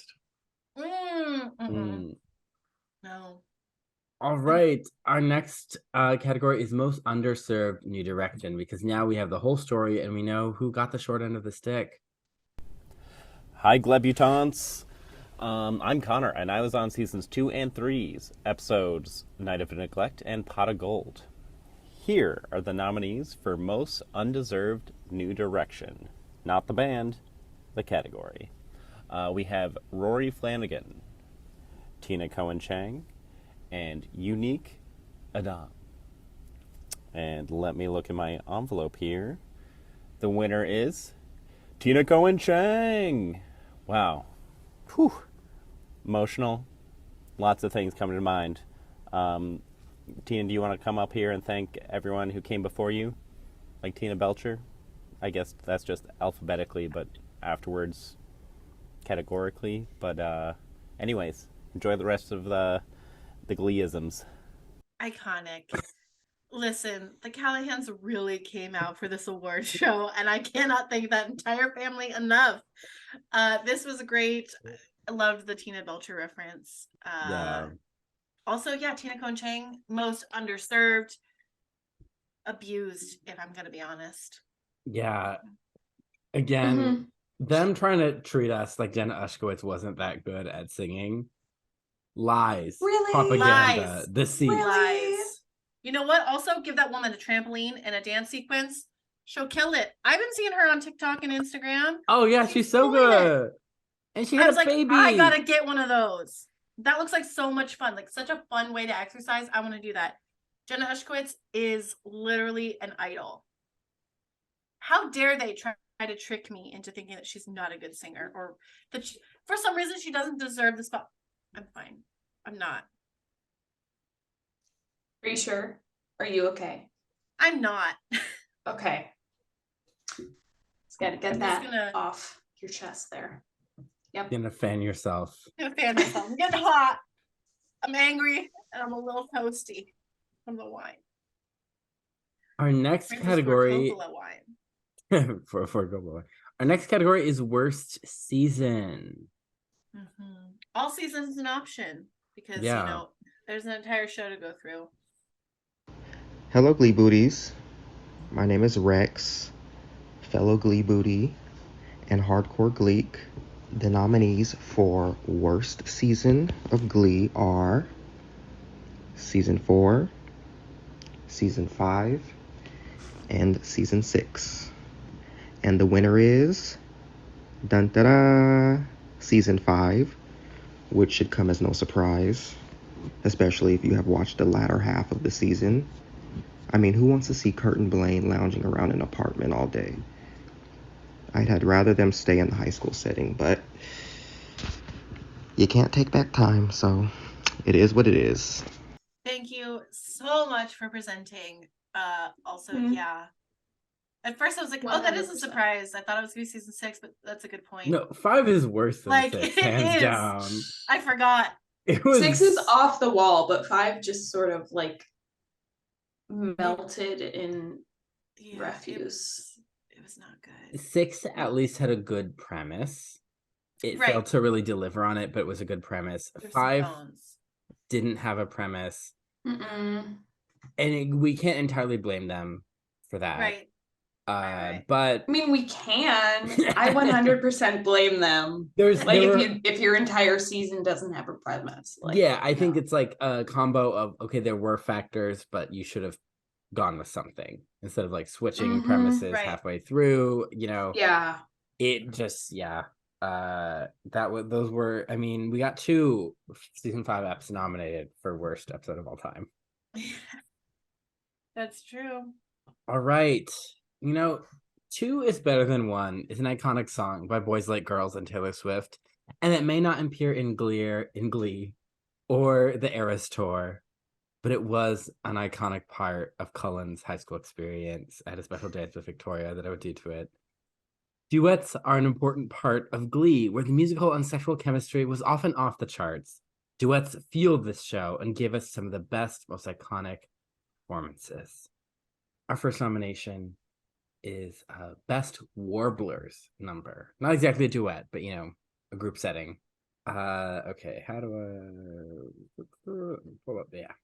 Now that you're still asking, how do I? And How do I, after I've done it 25 times? Yep. Hey there, Gleebooties! I'm Ginger, and I was on season 2, episode 6, Never Been Kissed, and season 3, episode 5, The First Time. Here are the nominations for the Best Warblers number. We have Teenage Dream, Bills, Bills, Bills, and Raise Your Glass.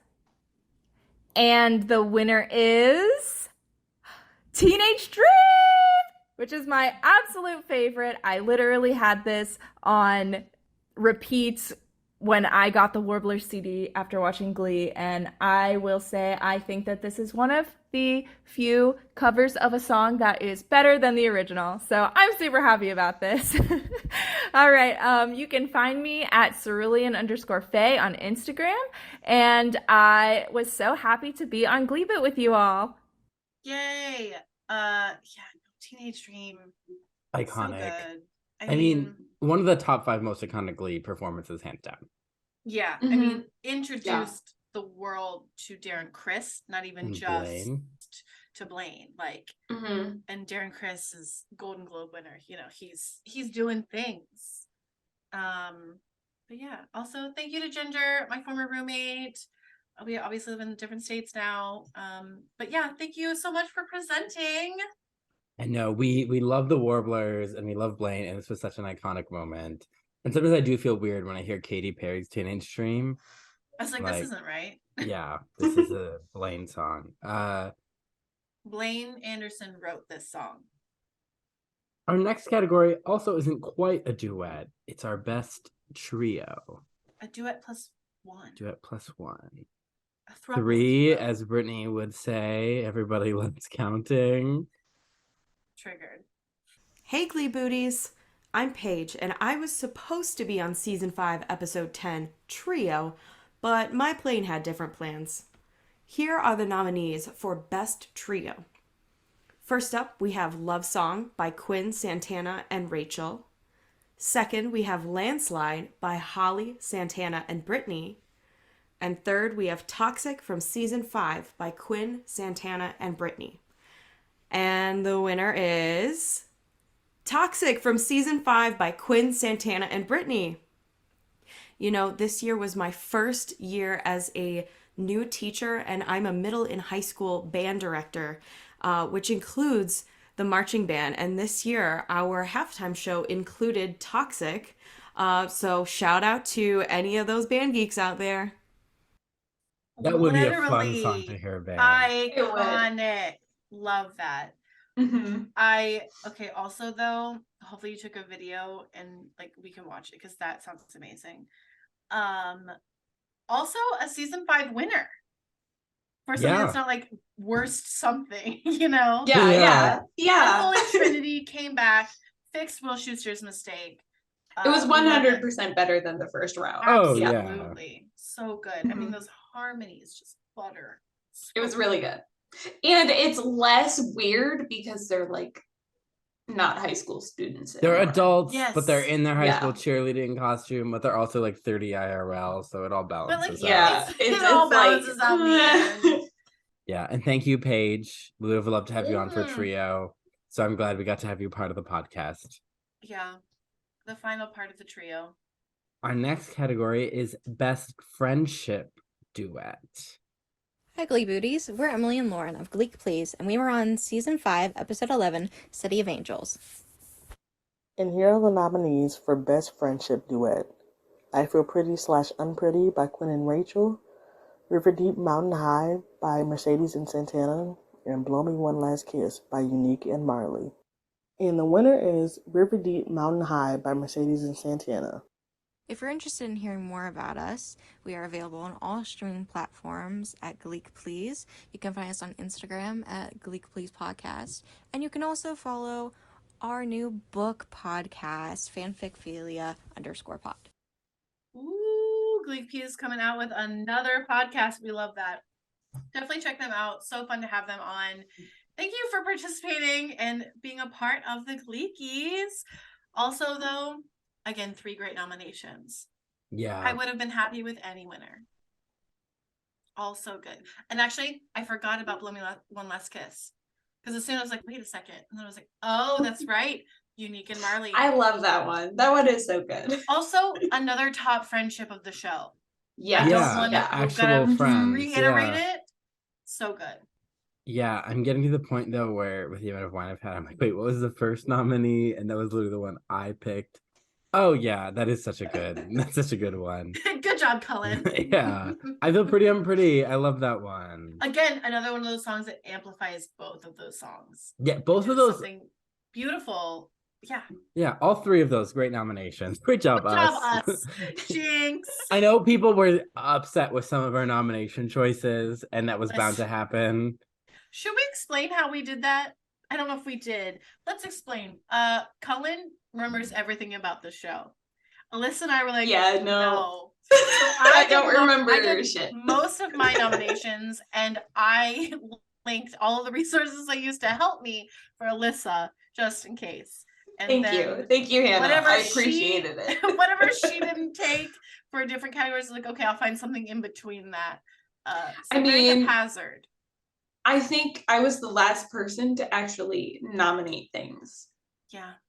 So, I had a couple stragglers, and then I was like, okay, well, she picked this song. I'll go with this other song. Yeah. Because I had the added layer of, I remember the show. And then I listened to these songs, a lot of Glee covers were on my writing fanfic playlist, and they helped inspire the storylines of my novel-length fanfiction. Where can they read that, Cullen? AO3. Okay. DM Gleeboot if you, I'm sure I've dropped the stuff at some point. Sometimes I'm like, should I be letting people know I wrote that? But I'm like, Too late. No, too You're already late. a little Is there tipsy on anything wine. spicy in it? Do you have lemons or limes?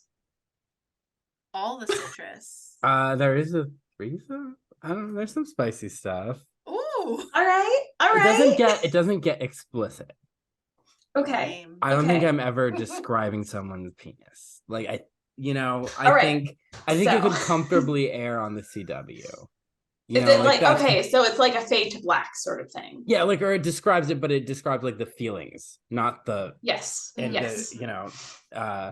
so Sensuality. Not yeah, that's kind of necessarily- where I'm more comfortable. Leave the physics of up to your imagination, and then we The describe physics of the emotions. sex, not just the physical, Yeah. but the physics, all the physics. bouncing, Yeah, I mean, constant so- motion, stopping, laws of physics.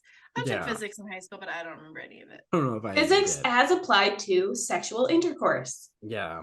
Love that. Yeah. But similar energy. I associate those two projects as like, yeah, the fanfic in this podcast is like, the point is I'm very happy that they brought joy to people's lives. You know, whoever felt like tuning in or reading or whatever, I'm glad I could just be part of like making someone's rough week a little brighter, you know? Yeah, absolutely. That's really why we do this. Yeah. I didn't do this because I was like, I can't wait to see what happens next on Glee. You know, I was Cullen's roommate. And you're my friend. Yes. We're all friends here. The thing that kept me going, not to get emotional before the end of this episode, but like, because I would get to see my friends, and also because, you know, I found out that there were people actually listening and being like, we love listening to you. And I was like, I'm going to do it for them. Yeah. You know? The listeners. Gonna do it for my fans. My fans. Oh. All right. Our next is Best Faux Duet. Hey there, Gleebooties. It's Emily from seasons 2, 3, 4, and 5 of the Gleeboot podcast, coming in to tell you the nominees for Best Enemy Duet. The nominees are I Don't Want to Know, sung by Quinn and Finn. Hungry Like the Wolf / Rio mashup, sung by Blaine and Cooper. Smooth Criminal, sung by Sebastian and Santana. And the winner is Smooth Criminal, sung by Sebastian and Santana.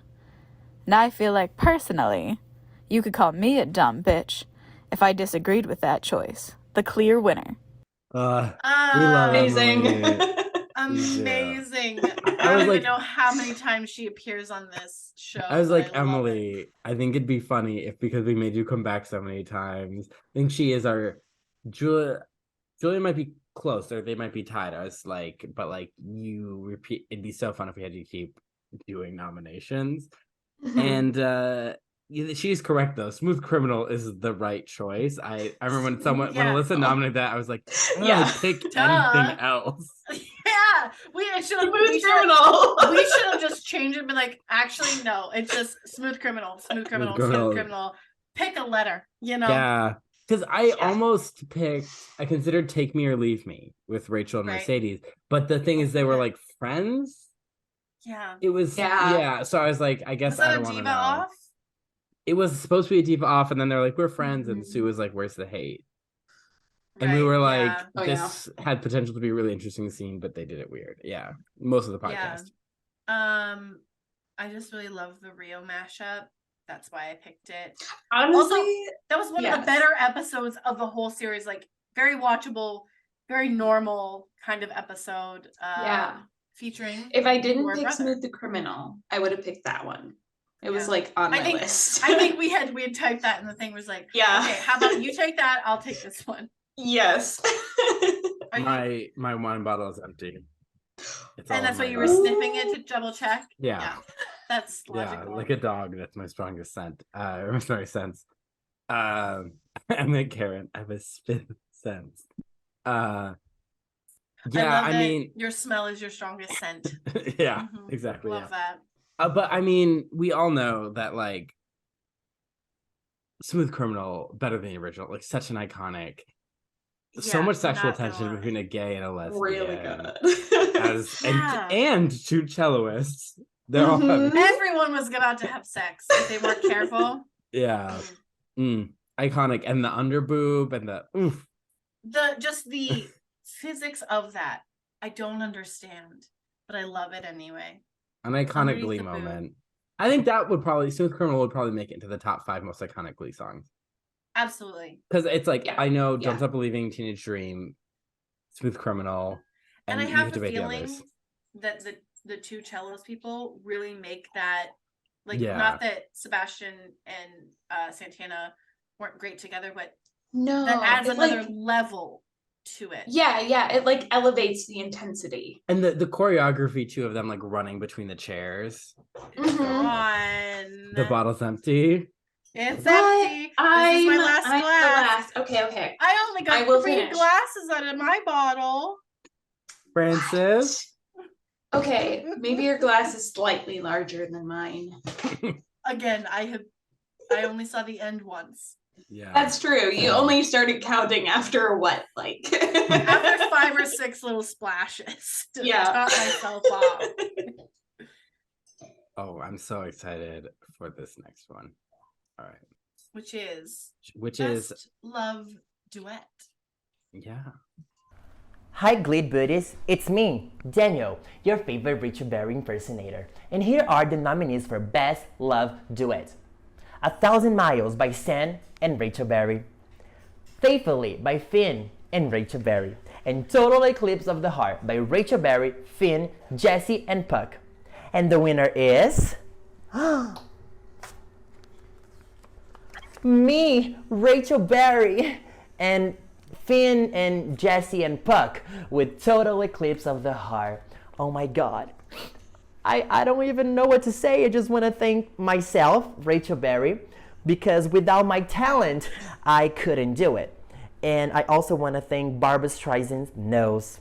Yeah, so thank you so much, guys. This proves I truly am the greatest star. Thank you.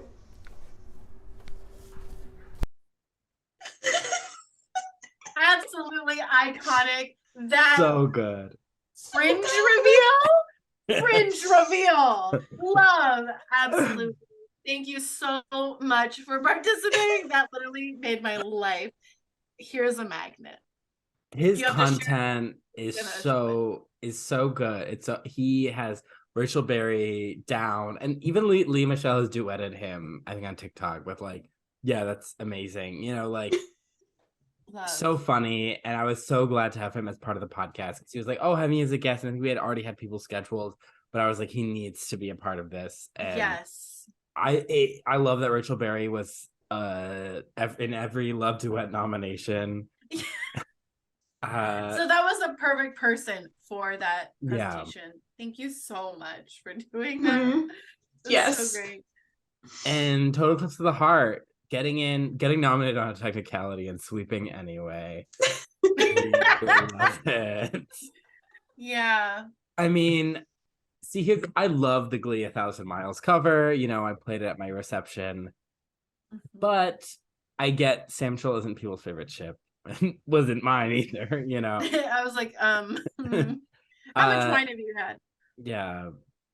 But Total Eclipse of the Heart was like a powerful moment in Glee. Yes. And my favorite song, so hello. Yeah, that's season 1. It's Not Alone, where it was Will and Kristen Chenoweth. Right. And Alyssa thought it was Total Eclipse of the Heart, but she still liked it best anyway because the background was great. Priorities.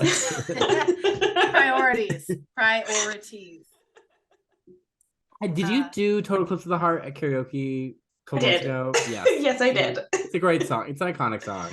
It is absolutely a great song. Maybe not super great for karaoke, but like still great. Yeah, I feel like it's a hard one in general just to sing. I think it is great for karaoke, just everyone needs to be a little drunker than we were. Yeah, it needs to be. Yeah, I needed to wait. I've done it on a road trip too. Great time. Mm-hmm. It'd be great for kayaking too. One time I went kayaking, we were like singing the whole time. Very fun. Not an intense river, obviously. Were you drunk on watermelon vodka? No, I'm not. Honestly, I'm not as cool as your mom, Alyssa. We all know that. We've all met her. Oh, Beth. Oh, Beth. From season 3, Heart. Cheers, my mother, Beth. The only person who watched Glee and said my favorite character is Joe, and we love that. And she had a good reason. She was like, you know what? He's like, I have my beliefs, but I respect other people. And I was like, yeah. Like, considering she only watched one episode, I feel like, sure. Yeah. Sure. Joe. Sure. Yeah. We have the next section. I'm going solo. That's right. I'm quitting Gleeboot. Just kidding. This is the last episode. So there's a constant fight for solos, and that was a hallmark of this show. Like 25% of Glee was spent just fighting over solos and whether or not Rachel Berry was going to get that solo. We were just often treated to Lea Michele crying because she did or did not get that solo. She just always cried, just, squid singing and crying. But welcome to the I'm Going Solo, named after the Han Solo dance in the Star Wars Connect. That's a reference I definitely understand. I wrote this section of the show. The Star Wars Connect, there was a Star Wars Just Dance video game, and this was before Disney really was like, okay, we got to protect the Star Wars brand. So they had it was a dance game, and Han Solo was dancing to I'm Going Solo, and they changed the lyrics to be Star Wars themed. That's one. the most ridiculous thing you've ever asked me if I knew something that was Star Wars. I've never heard of a Star Wars. You said Star Wars like the Titus on Kimmy Schmidt. A Star Wars. A Star War. I've never heard of her. A single one. I don't remember what number 2 was. Messy. We're going out on a messy note. All right. Our first category is Best Musical Theater Solo Female. Hi, Gleebooties. I'm Katie, and I was on season 2, episode 11, Funeral. I have the distinct honor of introducing the nominees for Best Musical Theater Solo Female.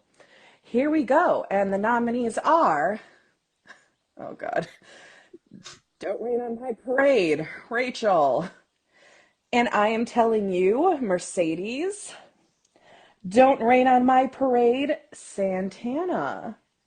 And the winner is, oh thank God, and I Am Telling You, Mercedes. Awesome. Give a big round of applause for Mercedes, who sang this, I don't know, over 10 years ago. I'm sure she's very happy to be winning this award. And most importantly, I'm happy that this award is going to somebody very well deserved and not, once again, Rachel Berry for ruining Funny Girl, one of the greatest musicals of all time. Thank you so much, Gleeboot, for having me on and for letting me introduce this prestigious award. I love you all. Have a great night. Amazing. Literally, I'm going, oh God. It's just iconic. I'm so glad Mercedes won. I know she's the one who said Lee Michelle should be arrested for her cover. And she has had to live through this current reality where Lee Michelle. But the show is closing. It's closing. Yeah. Yeah. You know, I think I'm very happy that Mercedes / Amber Riley won this. Yeah. Yes. There's often a lot of saying that Amber and Mercedes as a Black woman like couldn't sing musical theater, or like this wasn't her area. And it's like, give Amber Riley any song and it's not gonna be bad. No, it's gonna be great, actually. Amber Riley cover Baby Shark, sign me up. No, I'm not going that far. I have boundaries. I have ethics. Cullen doesn't have boundaries. I have, lines that I move, depending on where they are in the stand. So next category, Best Musical Theater Solo Male. Ooh. Not a lot to choose from here. Hello, Gleebooties. I'm John, and I was on season 5, episode 3, The Quarterback. Yes, the best episode of Gleeboot ever, in my unbiased opinion. And I'm here to present the award for Best Musical Theater Solo Male. And the nominees are Something's Coming, Blaine Warbler, Le Jazz Hot, Kurt Hummel, Being Alive, Kurt Hummel. And the winner is, Joink! Haha, I've got an envelope. Being Alive, Kurt Hummel! Woo! Accepting the award is me. I love awards. Yes, thank you. Thank you, Gleekies, for letting Kurt win this one. And thank you, Gleebooties, for voting for him. I think I voted for this one too. Be sure to listen to my podcast, Life's But a Song, anywhere you're listening to this, and where you can find me on every social media at But a Song Pod. Okay, bye! John. Listen, I have got to find some sort of musical thing and get back on that podcast because I love opinions and sharing them. But also an amazing podcast. I was just on this year and we talked about Disenchanted. Yeah, just not even that long ago. Yeah, and I Actually, said, I guess it was that long ago because time has passed very fast. Yeah, I'm like, Gleeboot might be done by then. That was really, really bold of you to say. Yeah. I love that for us. But we love John. We love Life's But a Song. As Allyssa was saying, I don't know, because I clicked on, there were surprisingly not a lot of options for male musical theater. Yeah. It was a couple Blaine and a few Kurt, and that was really it. That's it. Yeah. I'm surprised there weren't like thinking back on it, I feel like there should have been more male. Yeah, I guess there was like musical Kurt leader. doing I'm the Greatest Star. There was Kurt doing Rose's Turn. Mhm. There's a lot of Kurt and often singing songs made for women. Yeah. Which is kind of weird because musical theater is often people don't think of it that way, but it is very male dominated, especially older classic shows. There'll be like a leading lady and maybe a secondary lady, and there'll be like a few male characters. Right. You know, to the chagrin of high schools across America. I mean, males have always Dominated theater.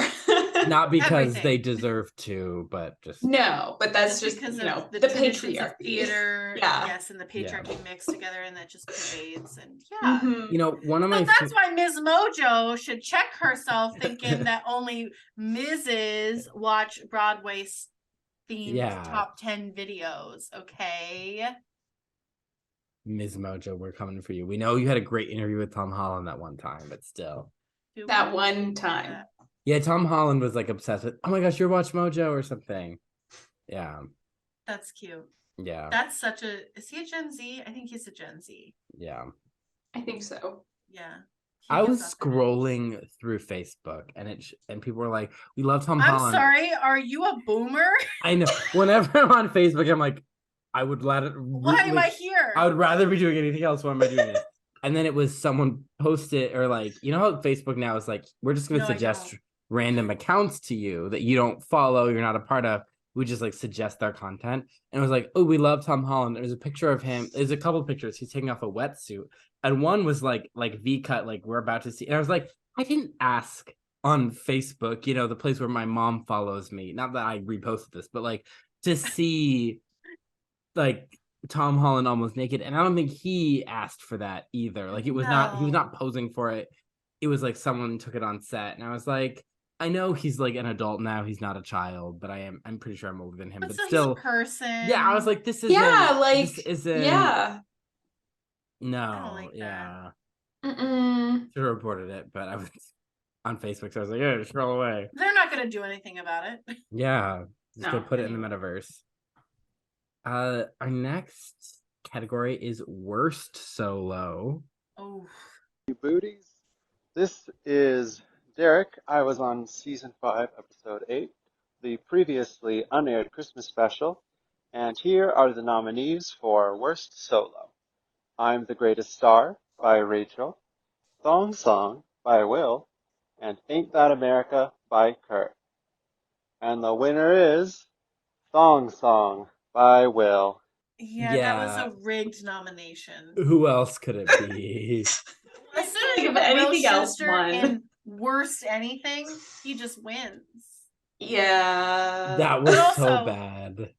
The Kurt nomination also very good, because I remember us being like, I know this is supposed to be like a joke, and you know he's supposed to be performing super masculine, but oh, that's just not a good number. Yeah, it was bad. I should have nominated The Climb, but I picked one that the show wanted to be good, and it wasn't. Right. It was very uncomfortable. And then to add on to that, that person later sang that song on Broadway. So I did hear from Gleek of the Week that her performance was better, of that song specifically, was better than the Rachel On the version. stage. Yeah. Yeah. Yeah, that's good, I guess. I also don't care. And we're talking about saddest solo in Glee. Oh, Cullen, why don't you present that one? Yeah, Glee really did have some heart-wrenching moments, which resulted They in did. truly powerful musical performances.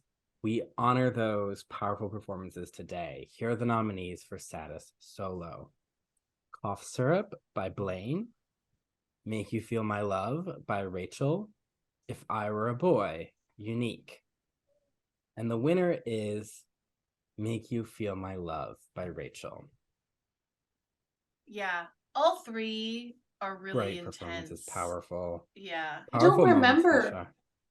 I do not remember Make You Feel My Love. When That's when the does quarter- that happen? That's when Finn has died. Oh, that's And in quarterback? it's Okay. with Rachel Then all right. and Leah Michelle singing. Yeah. But It's If I a Were powerful- Boy is also very, very good. That's unique. These were Yeah. all like great. Great nominations. But I mean, just Mhm. you had that real feeling of Leah Michelle did lose someone, and this character Yeah. of Rachel lost someone very special to her. And that was a Mhm. powerful episode, and that was like the crux of it. and that was real pain that character and that woman went through. And yeah, that was powerful. And like, it was a different crying. Like, we always talk about Lea Michele crying during every solo, but that was a different. Yeah. It was like more real because it Yeah. was real. Mm-hmm. And on a lighter note, our next category is Best Pop Solo Female. Hello, Gleebooties. I'm Andrew of Gleek the Week, and I am more popularly known from my 2 episodes of Gleeboot, Season 4, episode Sweet Dreams, and Season 6, episode A Wedding. And I'm here to present the nominees for Best Pop Solo, in parentheses, Female. And the nominees are It's All Coming Back to Me Now, Rachel Barberberry. Valerie, Santana Diablo Lopez. And Girl on Fire by Santana Diablo Lopez. And the winner is Valerie by Santana Diablo Lopez. Oh, wow. Valerie, I don't know why I'm giving the acceptance speech for you instead of Santana or Valerie herself. But I love this song. It is a wonderful song. It really, it is the peak of Glee, the music, volume 4, the Blue album for those unfamiliar. And I would simply die for her, being this song, Valerie Gleecast version by Gleecast. Thank you all, and good night. So that funny, has so good. many layers of fantasticness. Also, just reminded me, I cannot wait to be back on their podcast for the second round of the fucking Glacademy, dude. The Glacademy, iconic. And these were all great nominations. Yeah. You know, I think It's All Coming Back to Me Now might be Lea Michele's best performance on Glee. Right. And I mean, Naya Rivera was just churning out bops. Oh yeah, I 100%. love Valerie, and so I think Valerie definitely deserved it. Like, And that's a number that I will listen to. I would like to quickly share an update to me adding a Glee song to actually excuse me.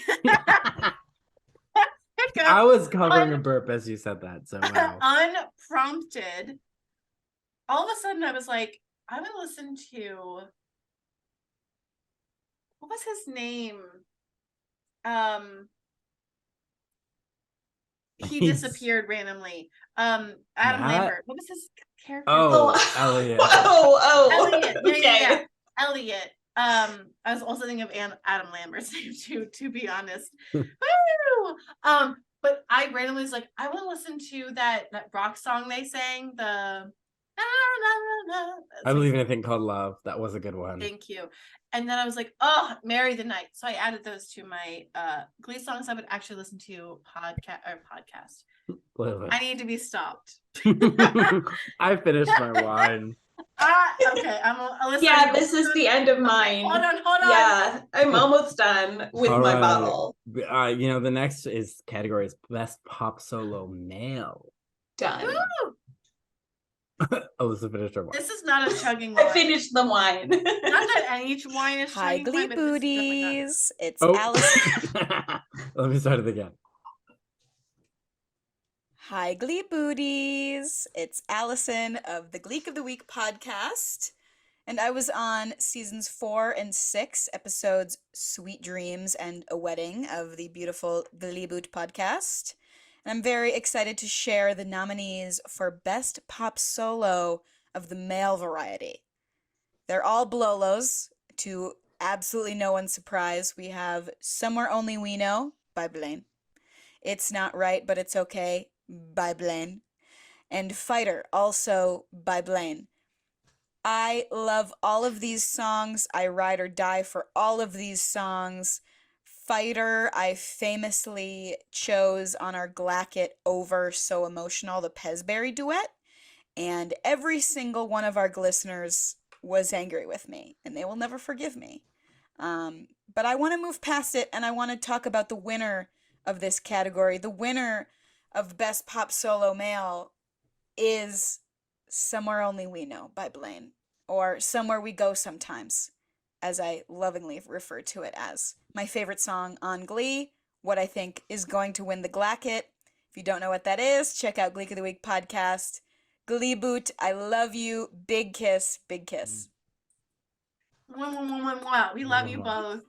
But, you know, the best Somewhere We Go Sometimes deserves it. Deserves it. I love that cover. I played it again at my wedding reception. Darren Criss, we got peak Darren Criss. It's a great romantic moment. It's just a good cover. And that song as a song is like all about covers. Like there's multiple covers of it that are fairly popular. So it's like, I love that cover. Yeah, Allison is great. Listen, I can't wait to be on their podcast again. So much fun. I love them. I was listening to their clips, I was prepping everything, and I was just like smiling in a Panera. And it's my favorite album. I love that Andrew called it the Blue Album. Yeah. Love them. Fantastic. Great content. I would listen to more if, like, again, my brain is like, I've done enough Glee. That's the thing, is like I'm waiting for like my brain to be like, you know what? I want to listen to my friends talk about Glee. And I have enough separation from the show. And I feel like I'm getting there because like I'm remembering very little about the show of Glee. And so I'm at the point close where like, oh, okay, I can actually go and actually listen to these people that I loved having on the podcast so much. I can listen to more of their content other than like 1 or 2 episodes be like, yeah, I definitely listen to your content. Yeah, because we listened, because like last time we were watching Glee was last year, technically. Yeah. In 2022. Yeah. Mm-hmm. All right. So now Is moving this it? our finale section. Yeah. Allyssa, take it away. All right, it's the finality. It is. It is the finale. You're not wrong. A little slip of the tongue, but not wrong. All right, it's the finale of the Gleekies. Absolutely, in the words of Hannah, iconic stuff here as we prepare to close the podcast. Section 1 finale. Best Christmas song. Best Christmas song. Hi, Gleebooties. We're Bill and Kelly, Cullen's parents, and we're on Season 4, Episode 10, Glee Actually. Here are the nominees for Best Christmas Song. Extraordinary Merry Christmas by Blaine, Hair Product, and Rachel. Christmas Wrapping, Brittany. Oh Holy Night, Rachel. And the winner is... Let me get this red envelope here. Christmas Wrapping, Brittany. Oh, great. Her song was so cheery. Don't forget to read Bill's book, Camelot, The Life and Times of Charming Billy. Available on blurb.com. The Callaghan's really showing up for this year's Glee. So good. They turned in theirs before my siblings did. And they're like, we don't And know you how should this hold that technology over their heads. Oh, I am. On top of it. Yeah, they're like, we got this. We know We'll what figure out the deadline when we see it. technology." Mm-hmm. Yeah. You know So what? great. So great. Also, and that's the right choice, everybody. yeah, we Christmas all know wrapping. from day one, Hannah's favorite Glee song, Christmas Wrapping. I looked at the other nominations and I'm like, oh, damn. Yeah. I have to choose something else. Yeah, because it's the best. But Oh Holy Night, weirdly enough, did not appear in a Christmas episode. Yeah. Did it not?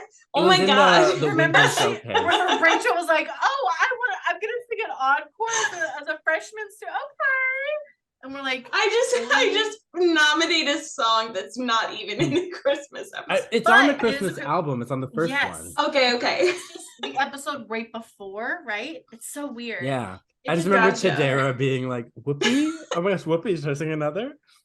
Yeah, exactly. Also a good one. What was the first one? Extraordinary Merry Christmas. That's an original. I love That's that a one. Glee original. And actually it's a good Christmas song. I'm very picky about like original Christmas songs from the contemporary era. It's fun. Yeah. So all good nominations, but Christmas Wrapping is the correct answer.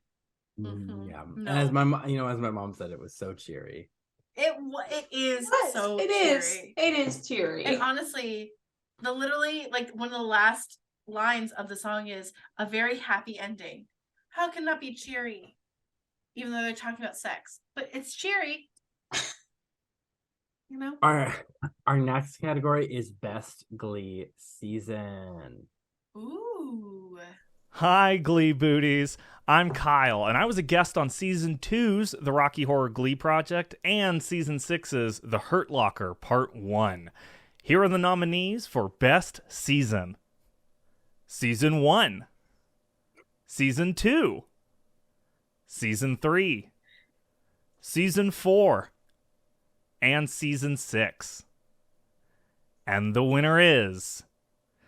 the only tie of the evening. Seasons 2 and 3 have tied. Thanks again, Gleeboot. Now back to the show. Amazing. Honestly, though, the biggest reveal for me for this show was seeing his face the second time we had him on. I was like, oh my God, that's right. Last time we talked to you, we didn't even have like video. Anyway, fantastic. Loved all the nominations except for season 5.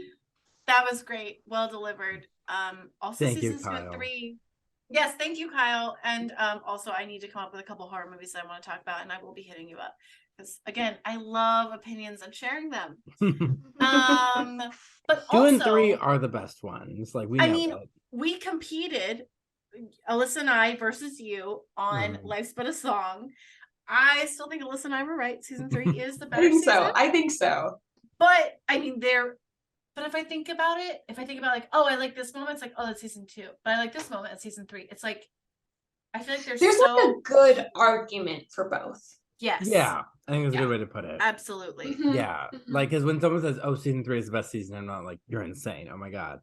But like, no, my pick is 2. I think they're both very strong seasons, and they represent why Glee was such an impactful show. And I know we all love to shit on Glee now, but like, again, it was huge for representation.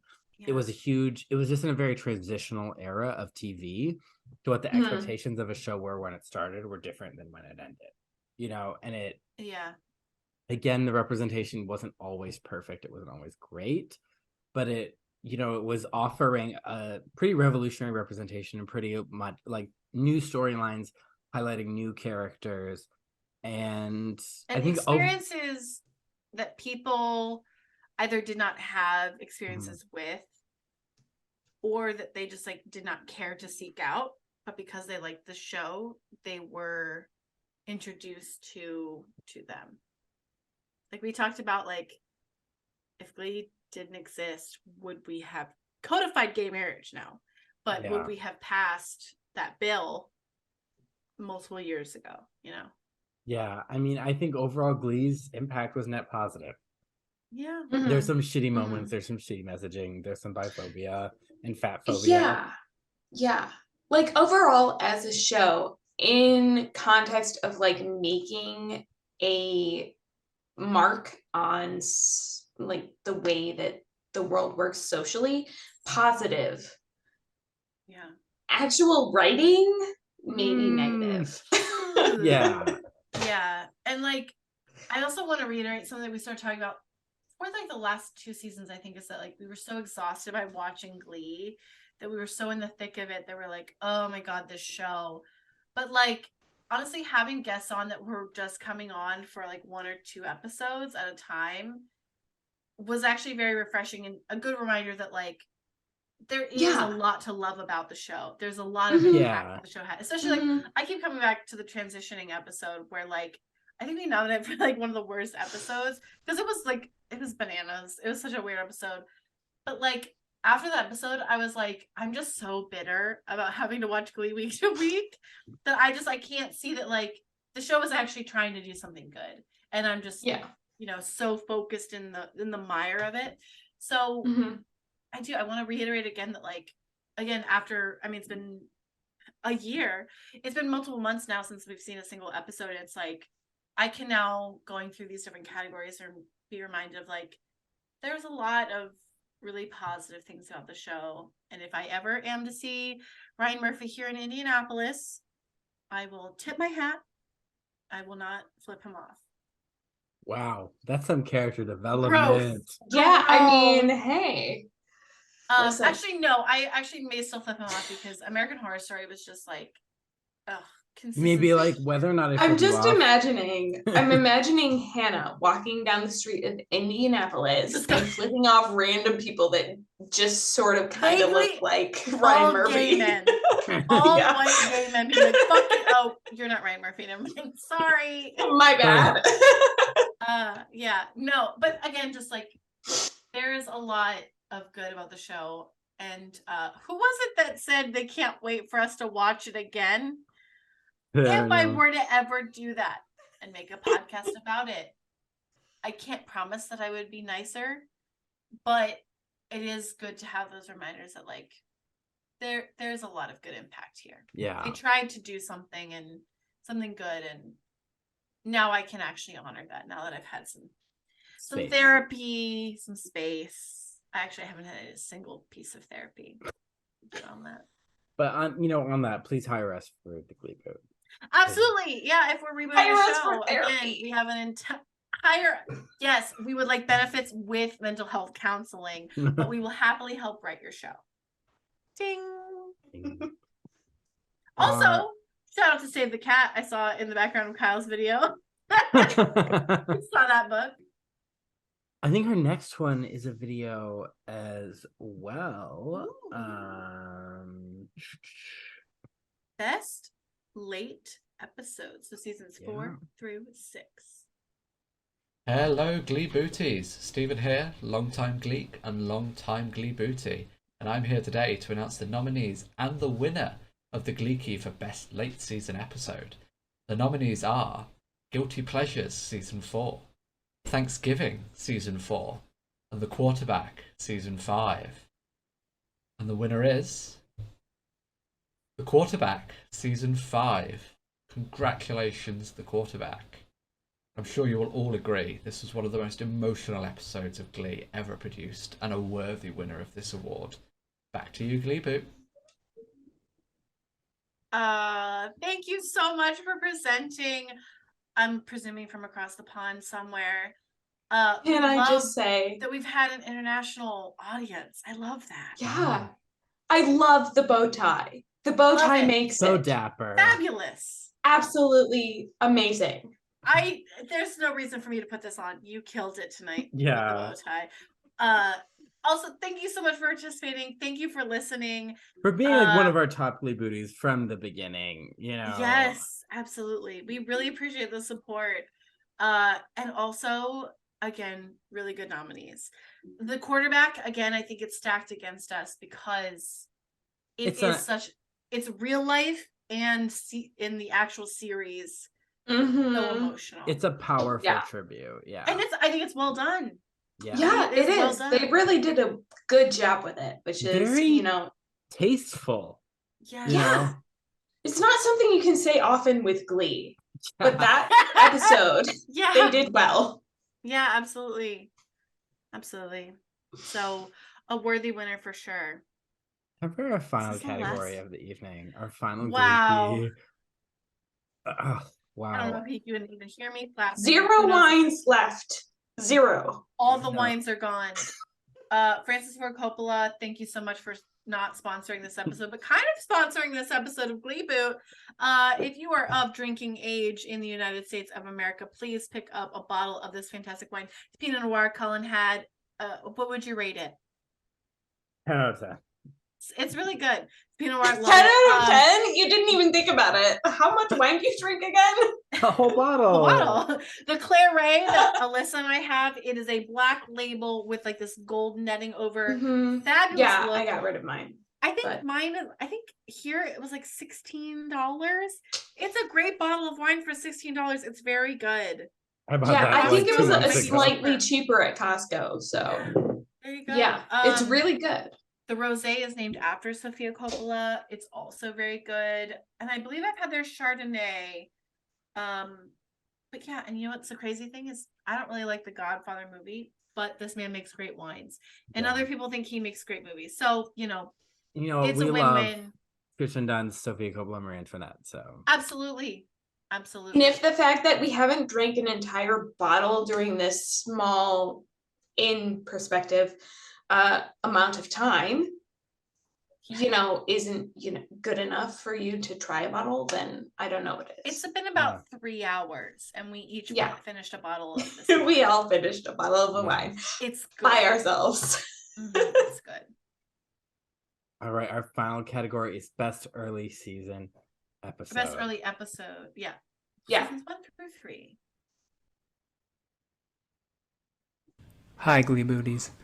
I'm the wickedly talented one and only Adele Dazeem. Oh, sorry, I read that wrong. I'm Michael, and I was on Season 2, Episode 4, Duets. Here are the nominees for Best Early Season Episode. Duets, Season 2. Saturday Night Gleaver, Season 3. Big Brother, Season 3. And the winner is... Duets, Season 2. Wow, incredible. Congratulations to the cast of Glee and to myself and all of Gleeboot for this incredible victory. After we finished recording the episode, I told my soon-to-be ex-wife that this had Gleekies written all over it.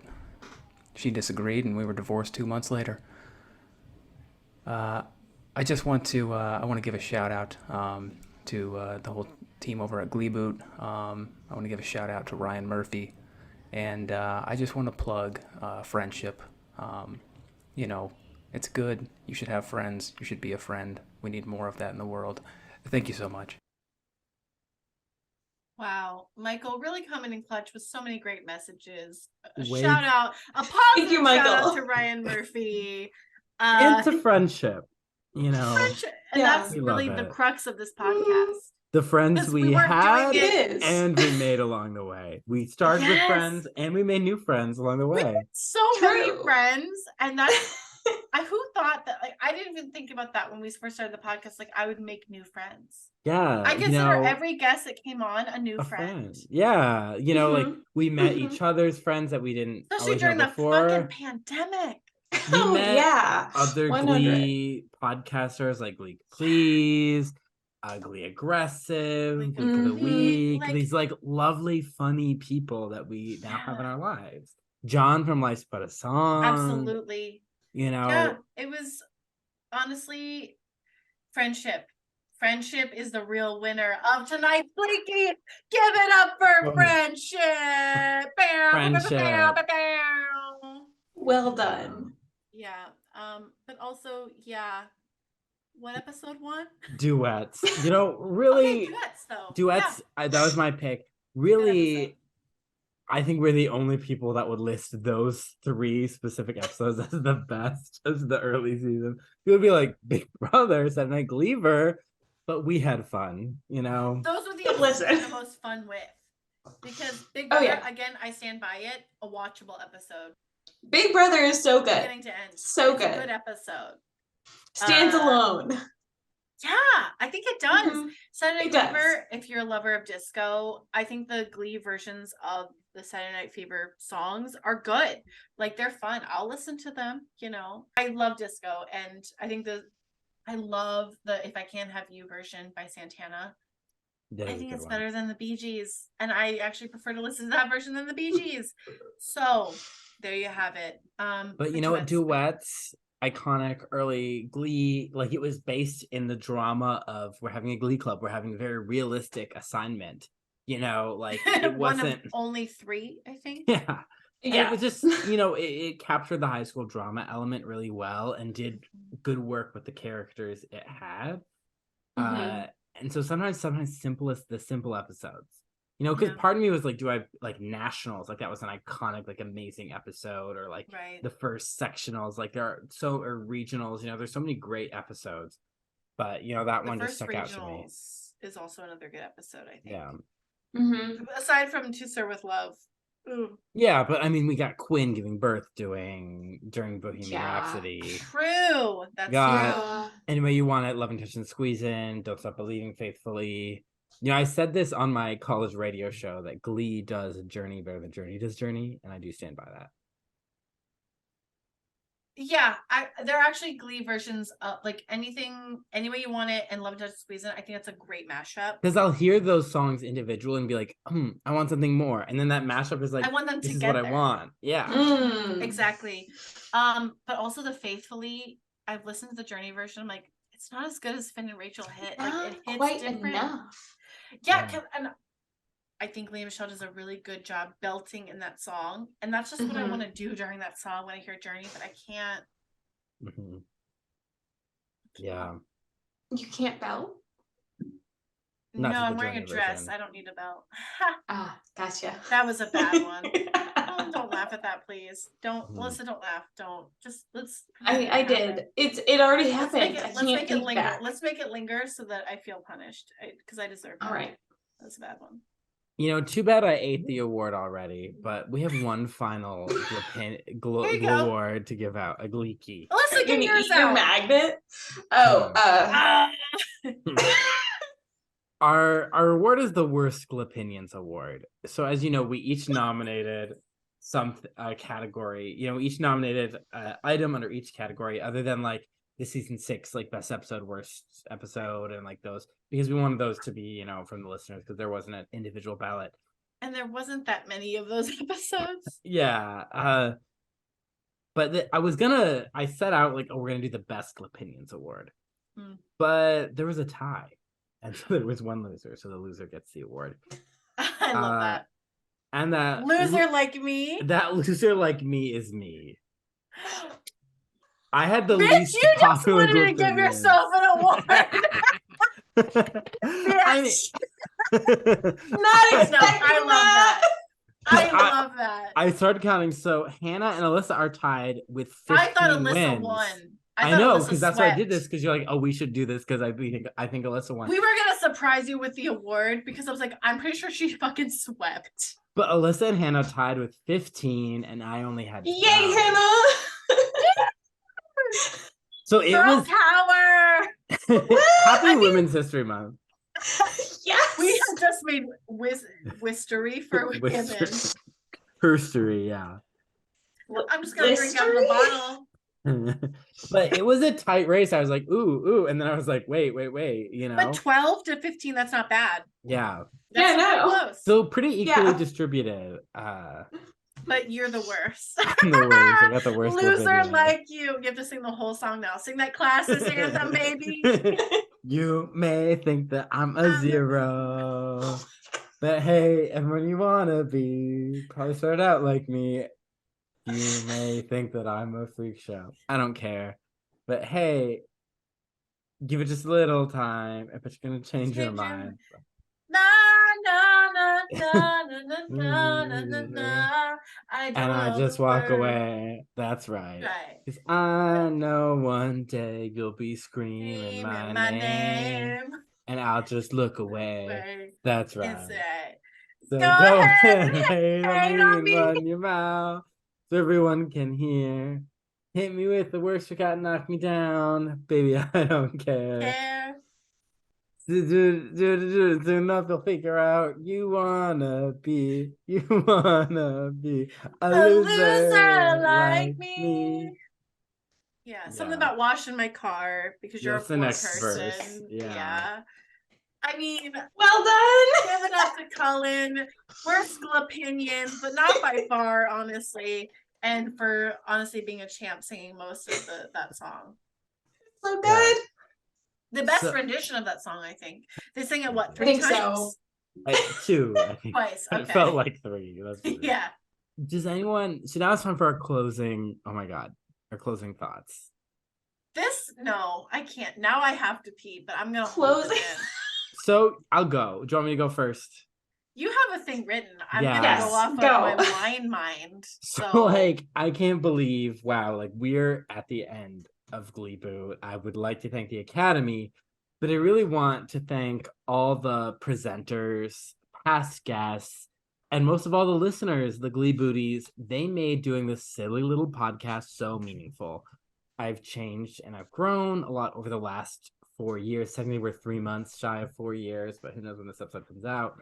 And this podcast was part of helping myself like find my voice, and my confidence. I came out and I found love, and this was a really powerful experience for me.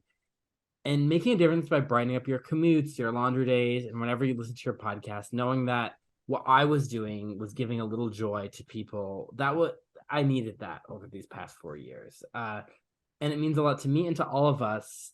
And it's been really rewarding in that way. Like, we're talking about this old show, but it's still like bringing joy into people's lives. And Glee is all about opening oneself up to joy. And we've enjoyed revisiting this wild, insane show with you all.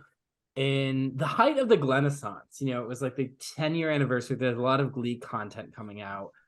And as Ryan Murphy recently mentioned, a real Glee boot on Kevin and Jenna's show. So a real Glee boot looms. And there's been a burst of rewatch podcasts, especially by actors.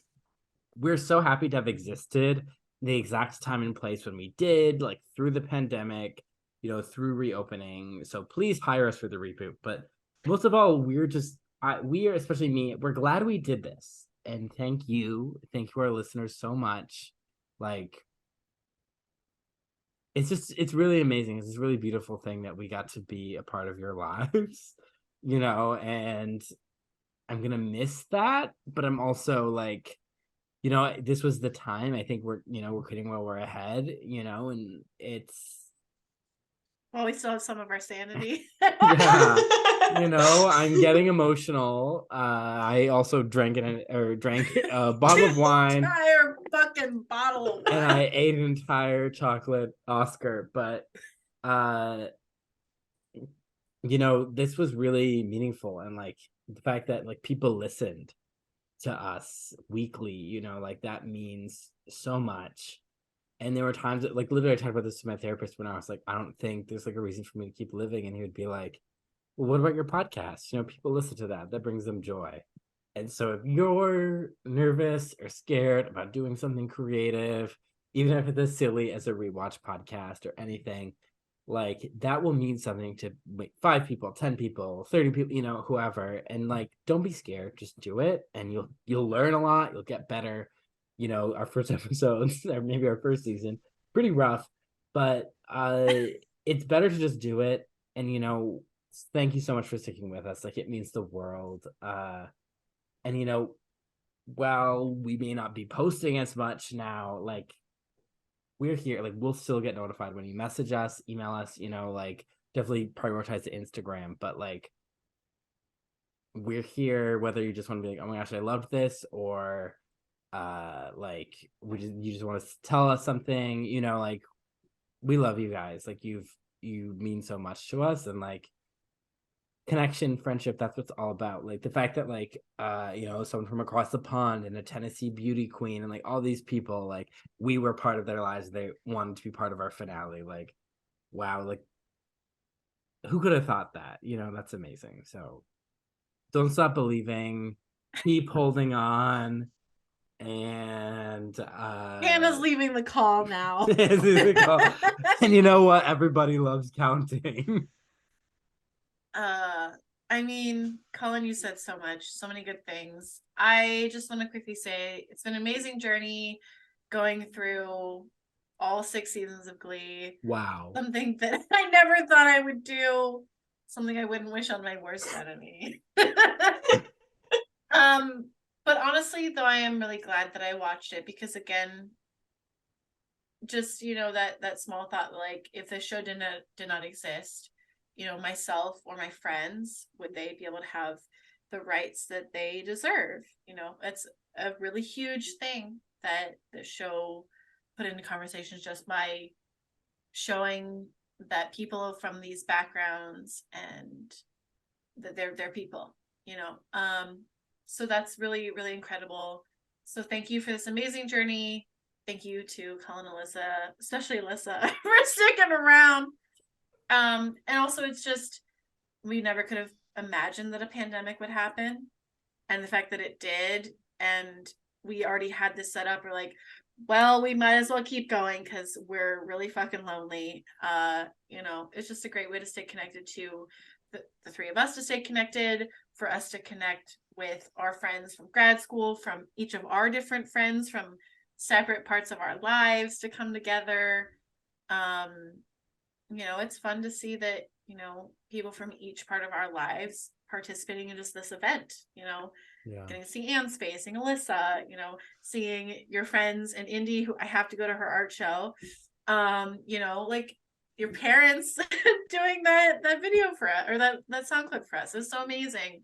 Just so many people who just supported us just by being here tonight. So I'm kind of just rambling. Hopefully it's coming out as English. Yeah. Not slurred. Cool. I think so. Yeah. But thank you to, again, the listeners. Like just to kind of be honest, like, we know we don't have a ton of people listening because, again, like, so many different podcasts out there, and we're just so thankful that you dedicated your time to us, no matter how much time it was. So yeah, thank you. Yeah, and I just kind of want to close on this and saying I'm terrible at goodbyes. I'm so bad at it. I hate goodbyes. So we're just, we're going to ignore it. It's not actually a goodbye.